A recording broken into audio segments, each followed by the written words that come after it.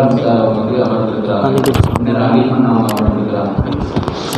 அவர்களுக்கு முன்னால் அவர்களை கௌரவப்படுத்த வேண்டும் என்பதற்காகவும் அவருக்கு முன்னால் சிறந்த நிகழ்வை நடத்தி அவர்களை சந்தோஷப்படுத்த வேண்டும் என்பதற்காகவும் ஒரு சிறப்பான ஒரு பட்டிமன்ற நிகழ்வை நாம் இங்கே ஏற்படுத்தியுள்ளோம். அவர்களுக்கு தோதுவான ஒரு தலைப்பு தான் இது. இந்த கொரோனாவுடைய காலத்தில் அவங்க என்ன செஞ்சுக்கிட்டு இருந்தாங்க, பல சேவைகளை செஞ்சாங்க. அதெல்லாம் நம்ம பார்த்து இருக்கிறோம். அவங்க செய்த சேவைகள் பிரமிப்பூட்டும் விதமாக பல விதமான சேவைகள் அவங்களை பற்றி பார்க்கும்போது ரொம்ப ஆச்சரியமா இருந்துச்சு. அவ்வளோ பிரம்மாண்டமான சேவைகள் செய்த அந்த நபருக்கு முன்னால் நாம் எடுத்திருக்கக்கூடிய தலைப்பு என்னவென்று சொன்னால், இந்த கொரோனாவுடைய காலகட்டத்திலே, இந்த பேண்டமிக் பீரியட், இந்த ஊரடங்கு காலகட்டத்தில் மனிதநேயம் என்பது வாழ்ந்ததா வீழ்ந்ததா? மனிதநேயம் என்பது இந்த காலத்தில் வாழ்ந்ததா? பலர் மக்களுக்காக வேண்டி தன் மனிதநேயத்தை உட்படுத்தி சேவைகள் செய்தார்களா, அல்லது அந்த மனிதநேயம் வீழ்ந்து விட்டதா என்ற ஒரு தலையங்கத்தில் தான் நம்ம என்ன பண்றோம், இன்னைக்கு விவாதிக்க இருக்கோம். இந்த பட்டிமன்றம் அதை நோக்கி தான் போகும். அந்த அடிப்படையில் நமக்கு 2 டீம் வந்திருக்கிறாங்க. ஒரு பக்கம் அது வாழ்ந்தது, மனிதநேயம் என்பது இந்த கொரோனாவுடைய காலத்தில் வாழ்ந்தது என்று பேசுவதற்காகவும், இன்னொரு பக்கம் அந்த மனிதநேயம் என்பது வீழ்ந்தது என்பதை பற்றி பேசுவதற்காகவும் 2 அணி இருக்கிறது. இப்போ ஆரம்பத்தில் நம்ம மனிதநேயம்னா என்ன, மனிதநேயம் அப்படின்னு சொல்றோம்ல, அந்த மனிதநேயம் அப்படின்னா என்ன அப்படின்னு சொன்னா, நாம் ஒவ்வொரு மனிதர்களும் மனிதன் அல்லாத வஸ்துக்களாக இருக்கட்டும் அல்லது சக மனிதர்களாக இருக்கட்டும், அவர்களுக்கு காட்ட வேண்டிய அந்த அன்பு, அந்த பரிமாற்றம், அது இனம், மொழி, ஜாதி அனைத்தையும் தாண்டி வரக்கூடிய அந்த பாசம், அதன் மூலமாக நமக்கு கிடைக்கக்கூடிய அந்த இரக்க மனதின் மூலமாக நாம் செய்யக்கூடிய ஒரு உதவி, அதுதான் மனிதநேயம். இந்த காலகட்டத்தில் எத்தனையோ கஷ்டங்களை நாம் பார்த்துருப்போம். நாம சாதாரணமாக ரோட்ல நடந்து போவோம். ரோட்ல நடந்து போகக்கூடிய சமயத்துல நிறைய நபர்கள் நம்ம கிராஸ் பண்ணி போவாங்க. ஆனால் அந்த நேரத்தில் அந்த நபர்களுக்கு ஏதோ ஒரு ஆபத்து நிகழ்வு என்று சொன்னால் நம்முடைய மனிதநேயம் அங்கு வெளிப்படும். நாம் அங்க உதவி செய்யறது அப்படின்னு போவோம். அவங்களுக்காக நம்முடைய உயிர்களை கூட நாம் நினைக்காம நம்ம பார்ப்போம். ஒரு ட்ரெயின் ஆக்சிடென்ட் நடக்கக்கூடிய அந்த சூழ்நிலையில நியூஸ்ல பரவலாக நாம் பார்க்க மாதிரி ஒரு 2 மாதங்கள் 3 மாதங்களுக்கு முன்னால ஒரு கண் தெரியாத ஒரு தாய், அந்த தாய் தன்னுடைய குழந்தையை ரயில்வே ட்ராக்ல மிஸ் பண்ணிடுறாங்க. ட்ரெயின் வேகமா வருது. அந்த ரயில்வே துறையில் இருக்கக்கூடிய ஒரு ஊழியர் ஓடோடி போய் தன் உயிரை பணயம் வைத்து அந்த குழந்தையை காப்பாற்றி தப்பிக்கிறார். அந்த நூலிலையில் அவர் தப்பிக்கிறாரு. அந்த நபர் அந்த இடத்தில் அந்த நூலிலையில் அவர் தப்பிக்கிறார். அவருக்கு வாய்ப்பு அவர் இறந்து கூடும். ஆனாலும் கூட அதை பொருட்படுத்தாமல் ரயில் இந்த பக்கம் வந்து இவர் இந்த பக்கமா ஓடி இந்த ரயிலை நோக்கி இவர் ஓடி அந்த குழந்தையை காப்பாற்றுகிறார். இது மனிதநேயம். போன்ற எத்தனையோ நபர்கள் இன்றைக்கு மனிதநேயத்துடன் சமூக சேவையிலே ஈடுபட்டுக் கொண்டிருக்கிறார்கள். அதற்கு மாபெரும் சான்று நமக்கு முன்னால் அமர்ந்து கொண்டிருக்கிறது. நம்ம தயானந்த அவர்கள் அமர்ந்திருக்கிறார்கள். அவர்களுக்கு முன்னால் நாம் இந்த தலைப்பில் விவாதம் செய்வதை நாம் பெருமை கொள்ள வேண்டும். அப்ப இன்னைக்கு நாம அந்த தலைப்பை நம்ம கையில் எடுத்திருக்கிறோம். மனிதநேயம் என்பது வாழ்ந்திருக்கிறதா வீழ்ந்திருக்கிறதா என்ற அடிப்படையில் ஆரம்பமாக நாம் தலைப்புக்குள்ளால் போயிருவோம். ஆரம்பமாக மனிதநேயம் வாழ்ந்தது என்ற அந்த தலைப்பில் பேசுவதற்காக வசீர் அல்லாஹி அவர்கள் உங்களுக்கு முன்னால் பேசுகிறார்.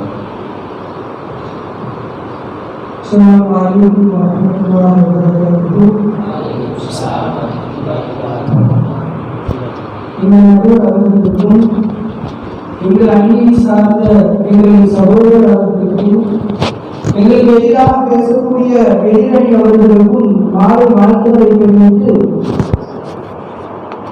எங்கிருந்தோ வந்தது கொரோனா விசாலமான உலகத்தையும் நெருக்கடியாக ஆக்கிவிட்டது. மருத்துவர்களின் தலையையும் காவலாளிகளின் கால்களையும் சுட்டு வைத்துவிட்டது. வசதியுள்ளவர்களுக்கு அச்சத்தையும் இயலாதவர்களுக்கு பசியையும் ஏற்படுத்திவிட்டது. ஆனாலும் இருந்த போதிலும் இவ்வுலகம் மனிதனை வாழ வைத்தது மனித நேயத்தை வீழ்த்தியது. ஆனால் நம்மிடமிருந்து வந்த அந்த கொரோனாவோ மனிதனை வீழ்த்தியது, ஆனால் மனித நேயத்தை வாழ்த்தியது, வரவேற்றியது என்று பார்க்கிறோம். நாம் எண்ணிக்கக்கூடியவர்கள அன்பானவர்கள ஏதோ பெருசா இந்த கொரோனாவுடைய காலகட்டத்தில் மனிதனையும்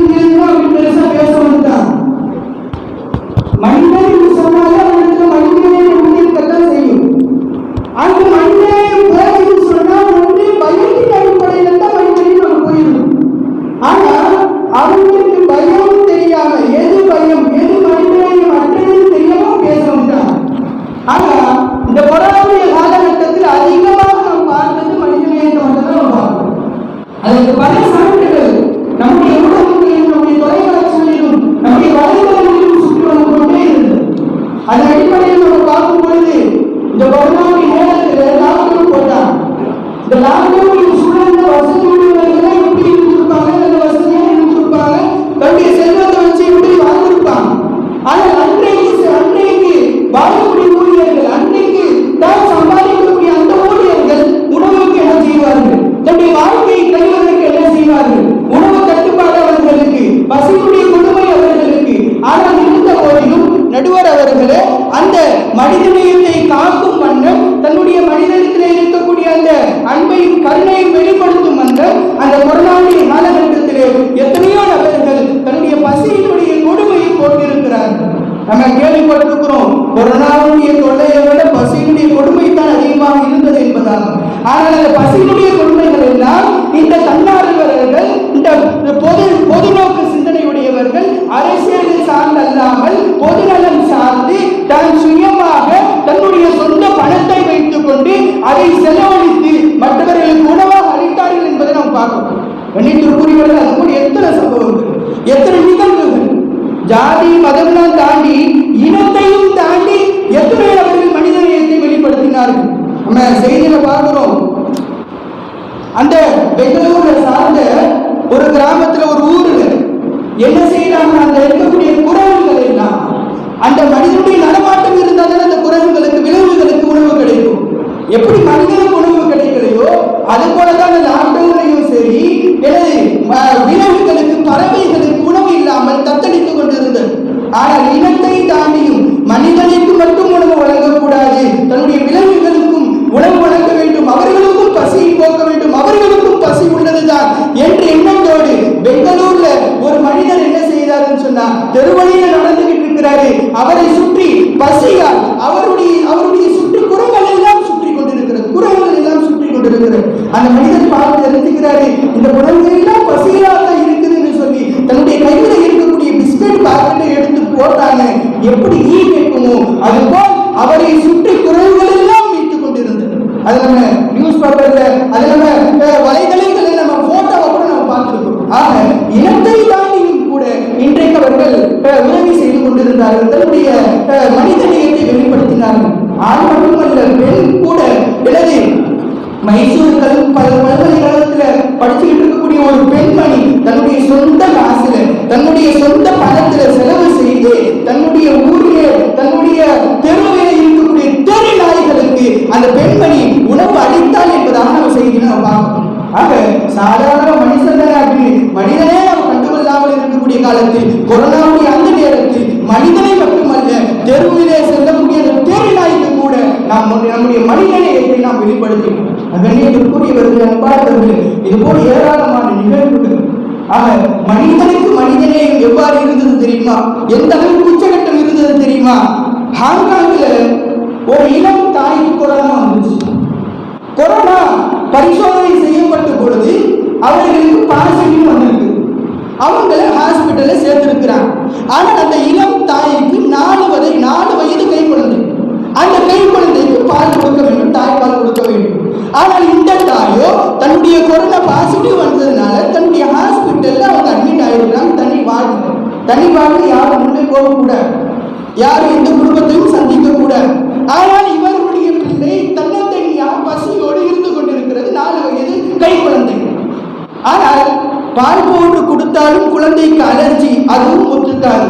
சரி, வேற என்ன செய்யலாம் அப்படின்னு சொல்லி மருத்துவர்கள் ஆலோசனை செய்து கொண்டு, பரவாயில்லை, பிள்ளைக்கு தாய்ப்பாலை வழங்கிக் கொள்ளுங்களால் பாதுகாசு பரிந்துரையோடு தான் அந்த குழந்தை செல்ல வேண்டும் என்று ஒரு நோக்கத்தோடு சொல்லும் பொழுது அந்த தாய்மார்கள் அந்த பிள்ளைக்கு பால் கொடுப்பதை அவர்கள் அஞ்சிவிட்டார்கள். ஆனால் இந்த பெண்மணிக்கு தன்னுடைய பிள்ளைக்கு பால் கொடுப்பது என்பது அதே சிந்தனை.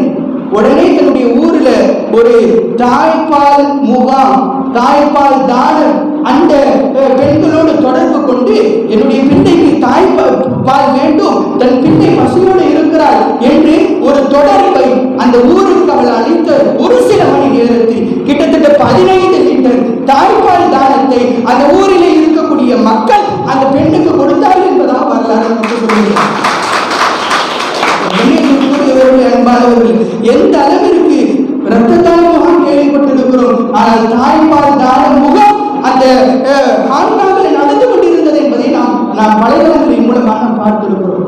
நீயா நானா நிகழ்ச்சியில கூட ஒரு கொரோனா சம்பந்தப்பட்ட ஒரு நிகழ்வை நடத்தினார்கள். அங்க பேசக்கூடிய ஒரு பெண்மணி சொல்லக்கூடிய விஷயம் என்னவென்றால் நடுவர் அவர்களே சொல்றாங்க, இந்த மாதிரி கொரோனாவுடைய காலகட்டத்தில் எனக்கும் கொரோனாவுடைய பாசிட்டிவ் இருந்துச்சு. நான் வீட்டில் தனியாக இருந்தேன். ஆனால் எனக்கு உடல் ரொம்ப மோசமா போயிருச்சு. ஆக்சிஜனும் குறைவாக போய்விட்டது. என்ன செய்யறதுன்னு தெரியல. ஹாஸ்பிட்டல் அட்மிட் பண்ணலாம்னு சொல்லிட்டு கேபுக்கு போன் பண்ணி சொன்னா எந்த கேபுக்காரும் வரமாட்டேன்னு சொல்லிட்டான். கடைசியாக ஒரு மனிதர் எடுத்தார். அவர் நான் வரமான்னு சொல்லிட்டு என் வீட்டுக்கு வந்து என்னை கூட்டிட்டு போய் ஹாஸ்பிட்டல்ல சேர்த்தான். ஹாஸ்பிட்டல்ல பெட்டு கிடைக்கலன்னு சொல்லிட்டு அந்த நேரத்திலும் கூட அந்த கேப் டிரைவர் என்னை விட்டுட்டு போகல. எங்க பெட்டு கிடைக்குதோ அது வரைக்கும் அந்த ஹாஸ்பிட்டல் வரைக்கும் என்னை தன்னுடைய காரில் வைத்துக் கொண்டு சுற்றி கொண்டே இருந்தார். கடைசியாக ஒரு மருத்துவமனையில ஒரு பெட்டு கிடைச்சிச்சு. அந்த பெட்டுல என்னை சேர்த்து விட்ட பிறகுதான் அந்த மனிதர் சென்றார் என்று சொல்லும் பொழுது அந்த நிகழ்ச்சியை தொகுப்பு செய்யக்கூடிய அந்த நபர் கேட்கிறார் அந்த பெண்ணிடத்தில், வந்தவர் எப்படி இருந்தார், வந்தவர் யார் என்று தெரியுமா உங்களுக்கு என்று கேட்கும் பொழுது, வந்தவர் என்று யார் எனக்கு தெரியவில்லை. ஆனால் கிட்டத்தட்ட அவருக்கு 35 வயது இருக்கும். ஆனால் முஸ்லிமாக இருக்கக்கூடிய ஒரு நபர். அந்த நபர் சென்றுவிட்ட பிறகு அவருக்கு நான் தொலைபேசியில் நான் போன் பண்ணிக்கிட்டே இருந்தேன். ஆனால் அவர் அந்த நேரத்தில் எடுக்கல, அப்படியே விட்டுட்டு. ஆனால் வந்தவர் முஸ்லிம், 35 வயது என்று சொல்லும் பொழுது அவர் மீண்டும் கேட்கிறார், வந்தவர் யார் என்று தெரியுமா என்று கேட்கும் பொழுது அந்த பெண்மணி சொல்கிறார், வந்தவர் கடவுள் என்பதாக சொன்னார். இந்த கொரோனாவுடைய காலகட்டத்தில் எப்பொழுதும் எந்த நேரத்திலும் முறிந்த உறவுகள் எல்லாம், எந்த உறவுகள் செதறியிருந்த உறவுகள் எல்லாம் இந்த கொரோனாவுடைய காலகட்டத்தில் சேர்ந்தது என்பதாக நாம் பார்க்கிறோம். மதத்தை தாண்டியும் ஜாதியை தாண்டியும் இனத்தை தாண்டியும் இந்த கொரோனாவுடைய காலகட்டத்தில் முஸ்லிம்களாக முஸ்லிம் அல்லாத பிற சமுதாயம் இருக்கக்கூடிய ஆண்களாகினும் பெண்களாகினும் வயது மூத்தவர்களும் வயது இளைத்தவர்களும் இளைஞர்களும் எல்லோரும் தன்னுடைய மனித நேயத்தை இந்த காலகட்டத்தில் வெளிப்படுத்தினார்கள் என்பதற்கு ஊடகங்களும் வலைதளங்களும் நமக்கு சான்றாக இருக்கிறது நடுவர் அவர்களே. எனவே கொரோனா காலகட்டத்தில் மனிதநேயம் தான் வாழ்ந்தது என்றதின் பக்கம் தாங்கள் சாய்ந்து தங்களின் பக்கம் தீர்ப்பு வழங்குமாறு அன்புடன் பணிகள் கேட்டுக்கொள்கிறேன். வாக்குறுதியான அல்ஹம்துலில்லாஹி ரப்பில் ஆலமீன். அஸ்ஸலாமு அலைக்கும் வரஹ்மத்துல்லாஹி வபரகாத்துஹு.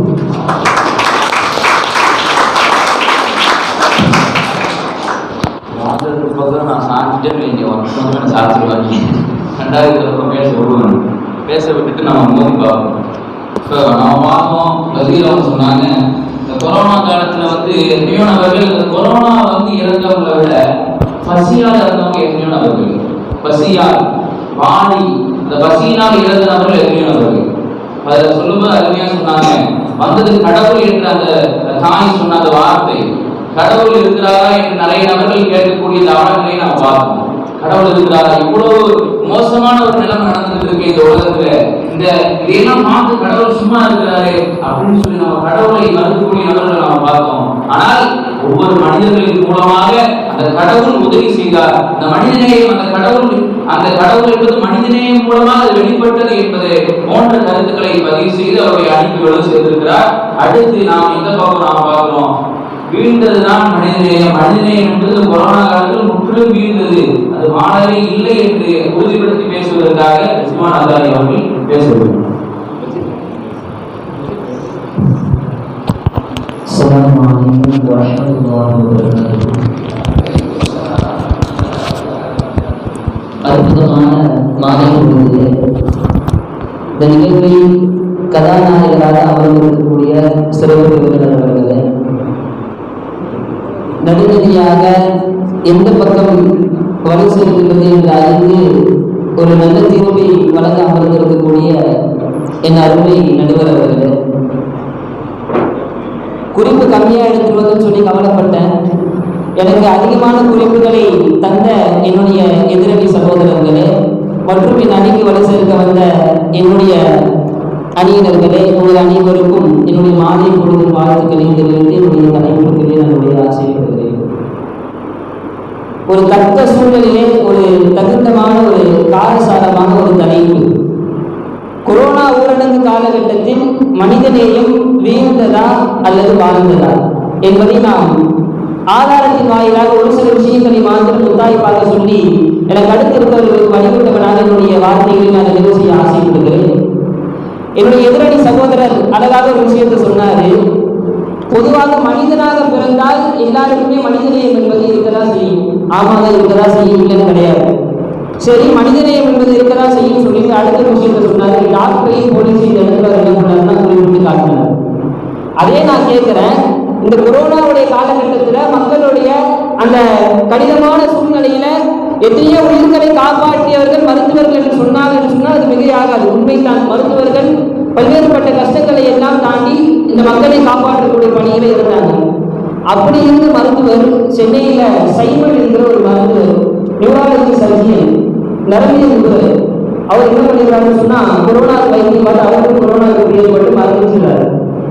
அவர் மரணிச்ச உடனே அவருடைய உடலை இந்த உலகத்திலே இந்த மண்ணிலே தகனம் செய்வதற்கு, அடக்கம் செய்வதற்கு எந்த மக்களுமே அனுமதிக்கவில்லை என்று மிக தெளிவாக ஊடகவியல் வாயிலாக நம்ம எல்லாம் வலியுறுத்தக்கூடிய ஒரு செய்தி.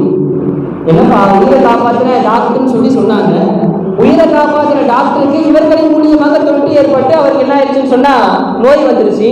அப்படிப்பட்ட டாக்டருக்கு என்ன செய்யல? அப்ப இந்த இடத்துல மனிதனாக போறது எல்லாருமே மனிதனை இருக்குன்னா எங்க போச்சு மனிதனையும்? அடுத்து ரெண்டாவது, இந்த காலகட்டத்தில் கொரோனாவுடைய ஊடக காலகட்டத்தில் செல்வேறக்கூடிய ஒரு 1.5 வருடம் என்ன செஞ்சுன்னா எல்லா துறையுமே வீட்டிலேயே முடங்கி விட்டது. அது கல்வியாக இருக்கட்டும், வேலை சம்பந்தப்பட்ட எந்த தொழிலாக இருந்தாலும் அது வீட்டில் முடங்கிடுச்சு. ஸ்கூலுக்கு நம்ம என்ன செய்யல, கல்வி காலேஜ் எதுவுமே கல்வி சார்ந்த எந்த ஒரு அறக்கட்டளைகளும் கல்லூரிகளும் பள்ளிகளும் திறக்கல. அப்ப என்ன செய்யணும்? ஸ்கூலுக்கு டீச்சரும் போல, சம்பளம் தரக்கூடிய வேலையும் கிடையாது, மாணவர்களும் படிப்பதற்கு போல. அப்படி இருக்கின்ற சூழ்நிலையிலே கூட பல்வேறுபட்ட கூலி தொழில் செய்யக்கூடிய மனிதர்களிடத்திலும் 85% கல்வி கட்டணத்தை வசூலித்தது என்று சொன்னால் நீங்க எங்க போச்சு மனிதனே? எப்ப ஸ்கூலுக்கும் போல, ஸ்கூல்ல இருந்து சரி ஆசிரியர்களுக்கு சம்பளம் கொடுக்க வேண்டிய ஒரு சூழ்நிலை இருக்கான்னு பார்த்தா அந்த சூழ்நிலை ஏற்படல. இப்ப ஒருத்தர்கிட்ட 85% கல்வி கட்டணம். உதாரணத்துக்கு என்ன சொன்னா, ஒருத்தர் 10th படிக்கிறான், அவளுக்கு 45,000 வருஷம் ஃபீஸ் சொன்னா 34,000 ரூபாய் கிட்ட என்ன செய்யணும்னா அவர் கட்டியே ஆக வேண்டும். அவன் ஸ்கூலுக்கு படிக்கிற, அவனுக்கு பாடமும் சொல்லித்தரணும். இதுல ஒரு கொடுமை என்னன்னு சொன்னா, ஆன்லைன் கிளாஸ் ஒன்று, எல்லார் கையிலுமே போனு. 6th இருந்து பார்த்தோம்னு சொன்னா எல்லார் கையிலுமே போன் வாங்கி கொடுத்துட்டாங்க. மனிதநேயம் என்பது எல்லா மனிதர்களுக்கும் இருக்குது அப்படின்னு சொல்லி எதிர்ப்பு சொன்னார். நடந்த ஒரு நிகழ்வு நம்ம பார்க்கிறோம். சரியான ஊர் பேர் எனக்கு ஞாபகம் கிடையாது. ஊரில் ஒருத்தர் என்ன செய்யறாருன்னு சொன்னா, ஒரு கூலி தொழில் செய்யக்கூடிய ஒரு பெற்றோர், ஒரு தகவல் என்ன செய்யறாரு, இப்போ ஸ்கூல்ல என்ன பண்ணிட்டாங்க, பிள்ளைகளுடைய படிப்பை ஒரு பக்கம் அவர் கவனத்தில் கொள்ளணும்.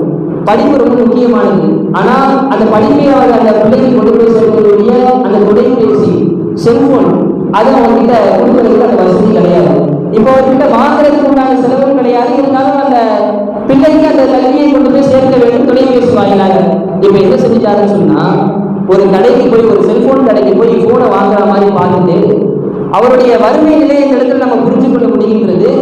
அப்படியே போய் என்ன பண்றாருன்னா, ஒரு செல்போன் கடையில போய் அப்படியே போன் வாங்க போற மாதிரி போய் பார்க்கிறாரு. இது நிகழ்ந்த சம்பவம், கதை கிடையாது. போய் பார்க்கும்போது என்ன ஆகுதுன்னு சொன்னா, அப்படியே அவர் என்ன பண்ணிடுறாரு, அவருடைய வறுமை காரணமா காசு கொடுத்து வாங்க முடியாம அந்த கடற்காரை என்ன செய்ய, அந்த கடையுடைய ஓனர் கொஞ்சம் அப்படியே அசந்த நேரம் பார்த்து ஒரு போனை தூக்கி அவர் உள்ள போட்டுறாரு, திருடிட்டாரு. இந்த இடத்துல இப்ப திருடினதை என்ன பண்ணிட்டாங்க, சிசிடிவி கேமரால பார்த்து கண்டுபிடிச்சி அந்த நபரை போட்டு சரியான ஒரு அடி, எந்த அளவுக்கு சொன்னா அவருடைய உடம்பெல்லாம் காயப்பட்டு ரத்தம் சிந்துகின்ற அளவுக்கு அந்த மனிதர் அடிக்கின்றாரு. அடிக்கும் போது அந்த மனிதர் சொல்லுகின்றாரு, நான் செஞ்சது தப்புதான், என்னுடைய மகனுக்கு நான் கல்வியை கொண்டு போய் சேர்க்க வேண்டும், அதுக்கு பணம் இல்லாத காரணத்தினால் நான் இந்த மாதிரி ஒரு தவறு செஞ்சுட்டேன், மன்னிச்சுக்கங்கன்னு சொல்லிட்டு இதற்குண்டான தொகையை நான் என்னுடைய வேலை செய்து அதில் வரக்கூடிய ஊதியத்தை வைத்து நான் உங்களுக்கு சிறுக சிறுக கொடுத்துறேன்னு சொல்றாரு. அப்பயே அந்த மனிதர் கடையோடைய ஓனர் என்ன பண்ணாருன்னு சொன்னா, அவரை இன்னும் அடித்து மக்களை எல்லாம் கூட்ட அவரை பற்றி இழிவுபடுத்தி நடு ரோட்டிலே அவர்களை வைத்து சித்திரவதை செய்தார்கள் என்பதையும் நாம் ஊடகவியலாக, நாம் செய்தித்தாள்களின் வாயிலாக நம்ம பார்க்க முடியும்.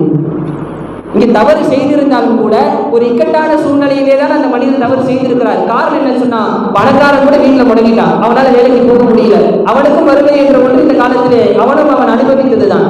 அப்ப அப்படி இருக்கக்கூடிய நேரத்துல ஒரு சாதாரண ஒரு கடைக்கோடி ஒரு நபர், ஒரு குடிமகன் இது போன்ற தவறுகளை செய்கின்ற பொழுது நினைத்திருந்தால் அவர்கள் விட்டு கொடுத்த அந்த இடத்துல விருது சிலதோர் காலம் கழித்து அந்த பணத்தை வாங்கியிருக்கலாம். ஆனா அப்படி என்ன பண்ணிட்டாங்க, அந்த நபரை அடித்து அவரை இழிவு செய்ததாக நம்ம பார்க்கணும். எந்த அளவுக்கு ஆகி போச்சுன்னு சொன்னா, கொடுமை என்னன்னா, ஸ்கூலெல்லாம் மூடப்பட்டு திருப்பி இப்ப சமீபமாக ஸ்கூலுக்கு திறந்து பசங்க போயிட்டு இருக்கும் போது ஸ்கூல்ல போயிட்டு அவனுக்கு என்ன பண்றாங்க, சார் கேட்கறாரு, எப்ப ஆன்லைன் கிளாஸ்ல இத்தனை நாள் நம்ம நடக்கணுமே, ஏதாவது உனக்கு ஞாபகம் இருக்கா, ஏதாவது நீ குறிப்பெடுத்து நோட்டில் வச்சிருக்கியா அப்படின்னு அந்த ஆசிரியர் மாணவர் பார்த்து கேட்குறாரு. அதுக்கு அந்த மாணவர் சொன்னான்னா, போக சார், நீங்கள் வேற படிச்சுட்டு சார் பண்ண போகிறோம், கையில் வச்சிருக்க தொலைபேசி கூட கை நாட்டு வச்சாதான் உள்ள போக முடியும். கை நாட்டு வைத்தாதான் கையில வைத்திருக்க தொலைபேசிக்கு உள்ளே கூட நாம் நுழைய முடிகின்றது. எதுக்கு சார் கல்வினா அப்படின்னு சொன்னாங்க. அப்ப இந்த இடத்துல கல்வி என்பதும் இங்கே அடிவாகப்பட்டது என்பதை நாம் சிந்தித்து பார்க்க முடிகிறது.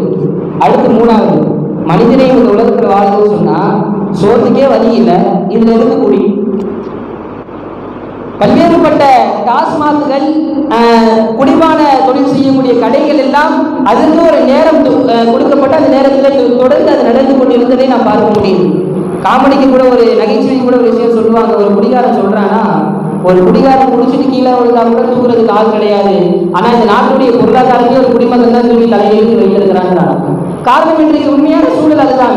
இன்றைக்கு நம்ம நாட்டுல அதிகமான பொருளாதாரத்துல வந்து நம்ம பார்த்தோம்னு சொன்னா, எது அதிகமான முறையில் நம்ம நாட்டுல பொருளாதாரத்தை தூக்கி நிறுத்துதுன்னு சொன்னா மிக இல்லாமல் நம்மளால் சொல்ல முடியும். அது குடியை கெடுக்கும் குடியாகத்தான் இருக்கிறது என்ற விஷயத்துல எந்த ஒரு மாற்று கருத்தும் கிடையாது. சோத்துக்கே வழியில்லாத நேரத்தில் எதுக்கு குடி? இப்ப இந்த இடத்துல மனிதனை வைக்க போச்சு, சரி குடிச்சுட்டு அவன் சும்மா இருக்கானா அப்படின்னு பார்த்தா அதுவும் கிடையாது. பல்வேறு நபர்களை தகாத வார்த்தைகளை கொண்டு பேசுறான், ரோட்ல இருக்கக்கூடிய நபர்களுக்கு சித்திரவதை செய்கிறான். இது போன்று பல்வேறுபட்ட கொடுமைகளே அவன் மூலியமாக இந்த சமுதாயத்திற்கு ஏற்படுகிறது. அப்படிதான் என்ன சொன்னா, ஒரு கணவன் என்ன பண்றாரு, சரியான குடினா குடி அப்படி ஒரு குடிச்சுட்டு வீட்டுக்கு போற, போயிட்டு பேசாம ஒரு குடிச்சுட்டு வந்து படுக்கிற வேண்டியதானே, சும்மா இருக்காங்க. மனைவி கேட்டுச்சா, ஏங்க உங்களுக்கு ஒரு அளவே இல்லையாங்க, ஏங்க குடிச்சு நீ காசு கரியா அப்படின்னு கேட்டுச்சாங்க. அதுக்கு அந்த கணவன் திரும்பி சொன்னாரா, நான் குடிச்சு கரியாதான் சரி, நீ கூட தான் உனக்கு அழகே இல்லை, பியூட்டி பார்லர்ல போய் மேக்கப்பை போட்டு என்னோட காசு நீ கரியா தெரியுமா அப்படின்னா. அதுக்கு அந்த மனைவி சொல்லிச்சா, ஏங்க நான் உங்க கண்ணுக்கு அழகா தெரியுங்கிறதுக்காக நான் மேக்கப் போடுறேன், என்ன போய் நீ இப்படி இடம் போட்டுட்டீங்களே அப்படின்னு சொல்லி அந்த மனைவி சொல்லிச்சான். அதுக்கு அந்த கணவர் சொன்னாரா, நீங்க கண்ணுக்கு அழகா தெரியுதுதான் நான் டெய்லி லைட் தண்ணி போட்டு வர அப்படிங்கிறாங்க. நம்மளால இங்க பார்க்க முடிகின்றது. இது போன்ற அவல நிலைகள் குடியின் காரணமாக இந்த சமுதாயத்திலே குறிப்பாக ஊரடங்குடைய காலகட்டத்தில் நிகழ்ந்தது என்று சொன்னால் அதற்கு எந்த ஒரு நிலையுமே கிடையாது. சரி, அடுத்து இன்றைக்கு மருத்துவம், கொரோனா காலத்துல மிக முக்கியமாக இருந்த ஒன்று மருத்துவம். நான் பல்வேறுபட்ட உயிர்களை காப்பாற்றின அந்த மருத்துவம். அந்த மருத்துவம் என்பது கடவுளாக மருத்துவர்களை உயிரை காப்பாற்றக்கூடிய மருத்துவர்களை கடவுளாக சித்தரிக்கக்கூடிய காலகட்டத்தில் கூட அந்த மருத்துவர்கள், எல்லா மருத்துவர்களும் நான் சொல்லல, குறிப்பிட்ட ஒரு சில மருத்துவர்கள் ஒரு சில மருத்துவமனைகள் இந்த கொரோனாவினுடைய காலகட்டத்திலே மனித நேயத்தை கமர்ஷியலாக மாற்றியது என்று சொன்னால் அது மிக கிடையாது. நம்மளால் பார்க்க முடிகின்றது. பெங்காலில் ஒரு மூதாட்டி, ஒரு 70-80 வயதை கடந்த ஒரு மூதாட்டி என்ன பண்றாங்கன்னு சொன்னா, ஹாஸ்பிட்டலில் போய் அந்த அம்மா கொரோனா நோய் பாசிட்டிவ்னு வந்து அட்மிட் பண்ணியிருக்கு. அப்ப அந்த அம்மாவுக்கு என்ன பண்றாங்கன்னு சொன்னா, அந்த அம்மா ஒரு சாதாரண ஒரு நபர் தான், எந்த ஒரு செல்வாக்குமே எந்த ஒரு அதிகாரமோ எந்த ஒரு இதுவுமே கிடையாது, ஒரு சாதாரண ஒரு நபர். நகுவர் அவர்களுடைய பாயிண்ட்ஸ் நல்லா உள்ள காணிக்கிறாரு, சாதகமாக தீர்ப்பு தருவார் என்பதை நான் ஆதரவு வைக்கிறேன். அப்போ அந்த அம்மா என்ன பண்ணுச்சுன்னு சொன்னா, பாசிட்டிவ்னு வந்து போய் படுத்துருச்சு பெண்ணில் ஹாஸ்பிட்டலில் பெங்காலில். இப்போ என்ன பண்ணுறாங்க, அந்த அம்மாவை செக் பண்ணுறதுக்கு ஒரு டாக்டர் வராரு. நினைத்திருந்தால் அந்த அம்மாவுடைய பல்ஸை பிடிச்சி பார்க்குறாரு, ஆக்சிஜன் லெவலை பார்க்குறாரு, காப்பாற்ற முடிஞ்சிருக்கும். அந்த அம்மாவுக்கு உயிரை மீண்டும் கொடுப்பதற்கு, பிழைக்க வைப்பதற்கு நிறைய வாய்ப்புகள் இருந்திருக்கு. ஆனால் அந்த அம்மா கிட்ட பணம் கிடையாது, சாதாரண ஒரு ஏழை ஒரு மூதாட்டி தான். அதே ஹாஸ்பிட்டலில் ஒரு செல்வாக்கு நிறைந்த ஒரு நபர் என்ன பண்ணுறாருன்னு சொன்னால் அட்மிட் ஆக்கப்படுறாரு. இந்த அம்மாவுக்கு தேவையான ஆக்சிஜனை அவருக்கு கொடுத்து அவரின் மூலியமாக பணத்தை அதிகமாக ஈட்டி அந்த மருத்துவமனையில் இந்த வயதான மூதாட்டியை இவர் இறந்து விடுவார் என்று சொல்லி உயிரோடு தகனம் செய்த நிலையை நாம் பார்க்க முடிகின்றது. சகோதரர்களே, சிந்தித்து பார்க்க வேண்டும். மனிதநேயம் வாழ்கிறது.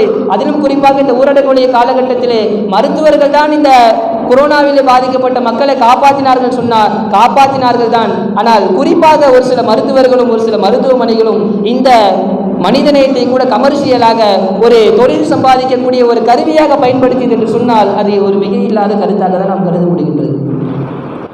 நம்ம எல்லாமே பயந்துதான் இருப்போம். சும்மா சாதாரணமாக ஒரு இருமல் வந்தால் கூட வீட்டிலலாம் முனிசிபாலிட்டிலேருந்து நகராட்சிலேருந்து டெய்லி காலைல வந்துடுவாங்க. உங்கள் வீட்டில் எத்தனை பேர் இருக்கீங்க, உங்கள் வீட்டில் யாருக்கும் காய்ச்சல் இருக்கா, சளி இருக்கா, தண்ணி துணியெல்லாம் சுத்தமாக வச்சுருக்கிறீங்களா, குளோரின் மருந்து போட்டு சுத்தப்படுத்திருக்கீங்களா அப்படின்னு சொல்லி டெய்லியுமே வந்து பார்ப்பாங்க. பார்க்குறதோட அவ்வளோதான், அதோட போயிடுவாங்க. வீட்டில் கூட எல்லா பெற்றோர்களும் சொல்லுவாங்க, இருமுனா கூட வாயை முடிக்கடா, வெளியே போனால் முடிச்சுட்டு போயிடுவாங்க. சாதாரண சளியாக இருந்தாலும் கூட அந்த மக்களை கொண்டு போய் மருத்துவமனையிலே சேர்த்து அவர்களையும் நாம் என்ன செய்யறாங்கன்னு சொன்னால், ஒரு சில மருத்துவர்கள் கமர்ஷியல் காரணமாக பணத்தை ஈட்ட வேண்டும் என்பதற்காக வேண்டி அவர்களையும் உயிரோடு அவரை காப்பாற்றுவதற்கு வழிவகை இருந்தாலும் அவர்களையும் இந்த காலத்திலே மரணிக்க செய்தார்கள் என்பதையும் நாம் பார்க்க முடிகின்றது சகோதரர்களுக்கு. அதே போன்று ஊடகத்துறை இன்னைக்கு சமுதாயத்தில் மிக முக்கியமான ஒரு கல்வி என்னன்னு சொன்னால் ஊடகத்துறை தான். எந்த விஷயம் பட்டி தொட்டியில் நடந்தா கூட அதை இந்த உலகத்திற்கு வெளிச்சம் போட்டு காட்டக்கூடிய ஒரு ஊடகத்துறை. பொதுவாகவே இந்த கொரோனாவுடைய காலகட்டத்தில் எல்லாருமே சொன்ன ஒரு விஷயம் என்னன்னு சொன்னால், கொரோனாவிலிருந்து காப்பாற்றுறதுக்கு எந்த ஒரு மருந்துமே வேணாம், தைரியமாக தன்னம்பிக்கையாக இருந்தாலே நம்ம கொரோனாவை வென்று வந்துடலாம், கொரோனாவை வென்று நம்ம பாதுகாத்துக்கலாம்னு சொல்லுகின்ற பொழுது மக்களை எல்லாம் என்ன பண்ணுறாங்கன்னு சொன்னால், ஒரு சில விஷயங்கள் இருக்கின்ற விஷயங்களாக இருந்தாலும் ஒரு சில ஊடகத்துறை என்ன பண்ணாங்கன்னு சொன்னால், இல்லாத சில விஷயங்களை அதே போன்று கமர்ஷியலுக்காக வேண்டி மக்களிடத்திலே வெளிப்படுத்தி மக்களுக்கு அச்சத்தை ஏற்படுத்தி அதன் மூலியமாக பல உயிர்கள் காவு வாங்கப்பட்டது என்பதையும் நாம் பார்க்க முடிகிறது. அப்ப சங்கை குறித்தானவர்களே, நாம் ஒரு விஷயத்தை சிந்தித்து பார்க்க வேண்டும். இந்த உலகத்திலே மனிதநேயம் வாழ்கிறது, அதனை மாற்று கருத்து கிடையாது. பல்லாயிரக்கணக்கான பரப்பளவு கொண்ட இந்த பூமியிலே பறந்து விழுந்த இந்த உலகத்திலே ஒரு 10% மக்கள் மனிதநேயத்தோடு இருக்கத்தான் செய்கிறார்கள். ஆனால் மீதி 90% மக்கள் சுயநலத்தோடு தான் இருக்கிறார்கள். என்னுடைய எதிரணி தலைவர் கூட அதுமே ஒரு விஷயத்தை சொன்னாரு, தானம் இந்த உலகத்தில் இந்த கொரோனாவுடைய காலகட்டத்தில் ஊரடங்குடைய காலகட்டத்தில் அதிகமான தானங்கள் செஞ்சாங்க, குரங்குக்கெல்லாம் பிஸ்கெட்டு போட்டாங்க, அந்த குரங்கெல்லாம் வந்து கை கொடுத்துச்சுன்னா சொன்னார். அப்போ நம்ம இந்த இடத்துல பார்க்கணும், தானம் என்கிற வார்த்தைக்கு பொருள் என்னன்னு சொன்னால், தனக்கு மிஞ்சினதை கொடுக்கறது தானம் கிடையாது. தனக்கே தேவையை போக தன்னுடைய தேவையை பூர்த்தி செய்து கொண்டு நம்மிடத்தில் மீதம் இருப்பதை கொண்டு போய் மற்றவர்களுக்கு கொடுத்து உதவுவது தானம் கிடையாது. மாறாக தானம் என்ன தெரியுமா, நமக்கு ஒரு விஷயம் தேவை இருக்கின்றது, அதே விஷயத்தை தன்னுடைய சகோதரனுக்கும் நாம் எப்படி பசியோடு நமக்கு பசி எடுக்குதோ அதே பசி அவனுக்கு ஏற்படும், நம்முடைய உணவிலே சரிபாதி அவனுக்கு கொடுத்து அவனுடைய பசியை ஆற்ற வேண்டும் என்பதுதான் தியானம். இன்னைக்கு அது கூட பரவாயில்ல. இன்னைக்கு இந்த கொரோனாவுடைய காலகட்டத்தில் நிறைய தன்னார்வலர்கள் என்ன பண்ணாங்கன்னு சொன்னா, அவருடைய செல்வத்தை கொண்டு மக்களை இந்த கொரோனாவுடைய காலகட்டத்தில் மீட்டெடுத்தார்கள் என்று சொன்னால், அதே போன்று ஒரு சில நல்ல உள்ளம் படைத்த மனிதர்கள் இப்படி இருந்தாலும் கூட எல்லாத்திலுமே நல்லது இருக்கும் கெட்டது இருக்கு இல்லையா, அதே போன்று அதிகமான கணிசமான நபர்கள் என்ன பண்ணாங்கன்னு சொன்னா விளம்பர விரும்பிகள். கேரளாவில் கூட நிகழ்ந்த ஒரு சம்பவத்தை நம்மளால் பார்க்க முடிகின்றது.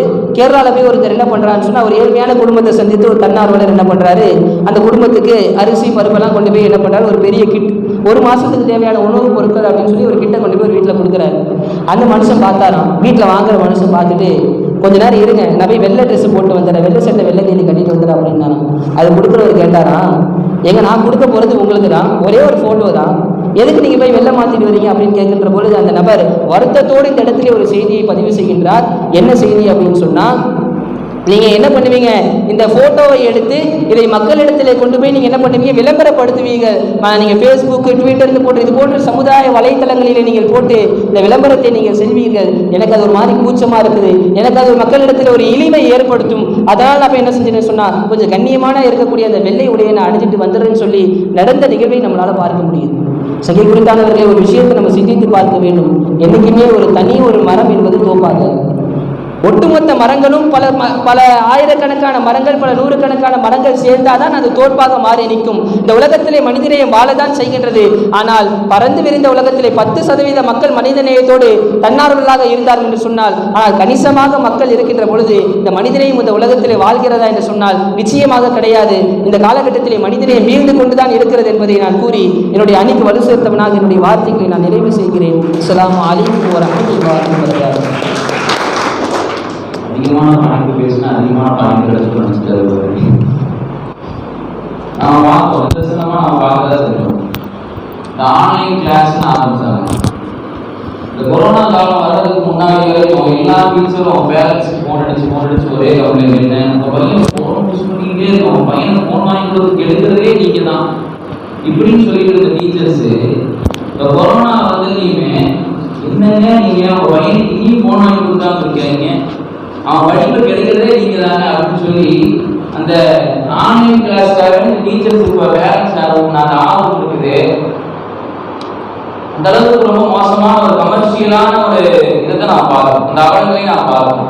எந்த ஒரு ஆசிரியர்கள் கூட பெரும்பாலானவர்கள் என்ன பண்ணாங்க, சில சேவைகள் செய்தாலும் பிரைவேட்டில் இருக்கக்கூடிய நிறைய நபர்கள் என்ன செஞ்சுட்டாங்க அப்படின்னு சொன்னால், இந்த வியாபார நோக்கத்திலையும் பணம் அந்த கொடுக்கக்கூடிய நோக்கத்தில் என்ன பண்ணிட்டாங்க, இந்த பேரண்ட்ஸ்ட போன் வாங்க சொல்லி டார்ச்சர் பண்றது, எத்தனையோ நபர்கள் இதனால இறந்து போனார்கள். தூக்கிலிட்டு அவர்களை என்ன பண்ணாங்க, அவர் இறக்கக்கூடிய அந்த தற்கொலை செய்யக்கூடிய அவலங்களையும் நாம் பார்க்கதான் செஞ்சோம். அந்த அடிப்படையில் மனிதனையும் வீழதான் செய்தது என்று அவர்கள் தன்னுடைய அணிக்கு வலு சேர்த்திருக்கிறார்கள். இதற்கு பதிலடி கொடுப்பதற்காக இப்பொழுது முன்னால் எர்மியா அத்தாரி அவர்கள் மனிதனையும் வாழத்தான் செய்தது, அது எங்கே வீழ்ந்தது என்பதாக முன்னால் பேசுகிறார்கள்.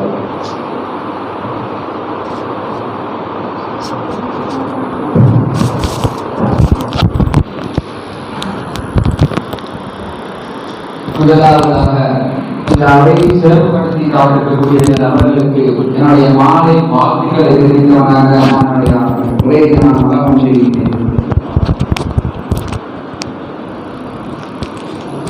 இந்த கொரோனா காலகட்டத்தில் மனிதநேயம் வாழ்ந்ததா வீழ்ந்ததா என்ற இந்த சிறப்பு பட்டிமன்றத்தில் வாழ்ந்தது என்ற தலைப்பு கீழே பேச சொல்லியிருக்காங்க. கோயில் வாசல்களில், தேவாலய வாசல்களில், பள்ளி வாசல்களிலும் சில்லறைக்காக காத்து கடக்கக்கூடிய அந்த நெளிந்த தட்டில் மதம் தெரியவில்லை, மனிதநேயம் தான் தெரிஞ்சிச்சு. இந்த உலகத்தில் இருக்கக்கூடிய எல்லா நபர்களையும் மனிதநேயம் இருக்கு. அதாவது இந்த தமிழ்நாட்டில், இந்திய அளவில் தமிழ்நாட்டில் 3 மதம் இருக்கு, மேக்ஸிமம் 3 மதம் இருக்கு. இந்த 3 மதம் எல்லா மதத்திலையும் என்ன சொல்றாங்க, நம்ம வாழணும், நம்ம வாழ்க்கை எப்படி இருக்கணும்னா 4 பேருக்கு பிரயோஜனம் இருக்கக்கூடிய வாழ்க்கையாக நம்ம வாழணும் அப்படின்னு தான் சொல்லிருக்கேன். எல்லா மதத்திலையும் ஒரே கருத்து தான், நம்ம வாழ்க்கை என்பது 4 பேருக்கு பிரயோஜனம் இருக்கக்கூடிய வாழ்க்கையாக இருக்கணும் அப்படின்னு சொல்லியிருக்காங்க. அப்போ சொல்ல போனா மனித நேயம் எங்க விட்டது? நான் கேட்கிற மனித நேயம் எங்க விட்டது? இங்க ஆப்போசிட்ல சொன்னாங்க குடிகார, அதாவது டாஸ்மார்க்னாலதான் இது என்னது இந்த இது நாட்டுடைய வளர்ச்சி வந்து டாஸ்மார்க்னாலதான் அப்படின்னு சொல்றாங்க. இதே கொரோனா காலகட்டத்தில் உண்மைதான், அது உண்மைதான். இதே கொரோனா காலகட்டத்தில் 100 நாள் டாஸ்மார்க் மூடி வச்சிருந்தாங்க. 100 நாள் டாஸ்மார்க் மூடி வச்சிருந்தாங்க. அந்த டாஸ்மார்க் மூடுறதுனால என்ன தெரியுமா ஒரு பயன் என்ன தெரியுமா? கொஞ்ச நாள் வந்து ஸ்டாக் இறக்கி வச்சிருந்தாங்க, குடிச்சு காலி பண்ணிட்டாங்க. அதுக்கு 1 வாரம் ஆச்சு, கையெல்லாம் நடுங்குச்சு. இல்ல கையெல்லாம் நடுங்குச்சு.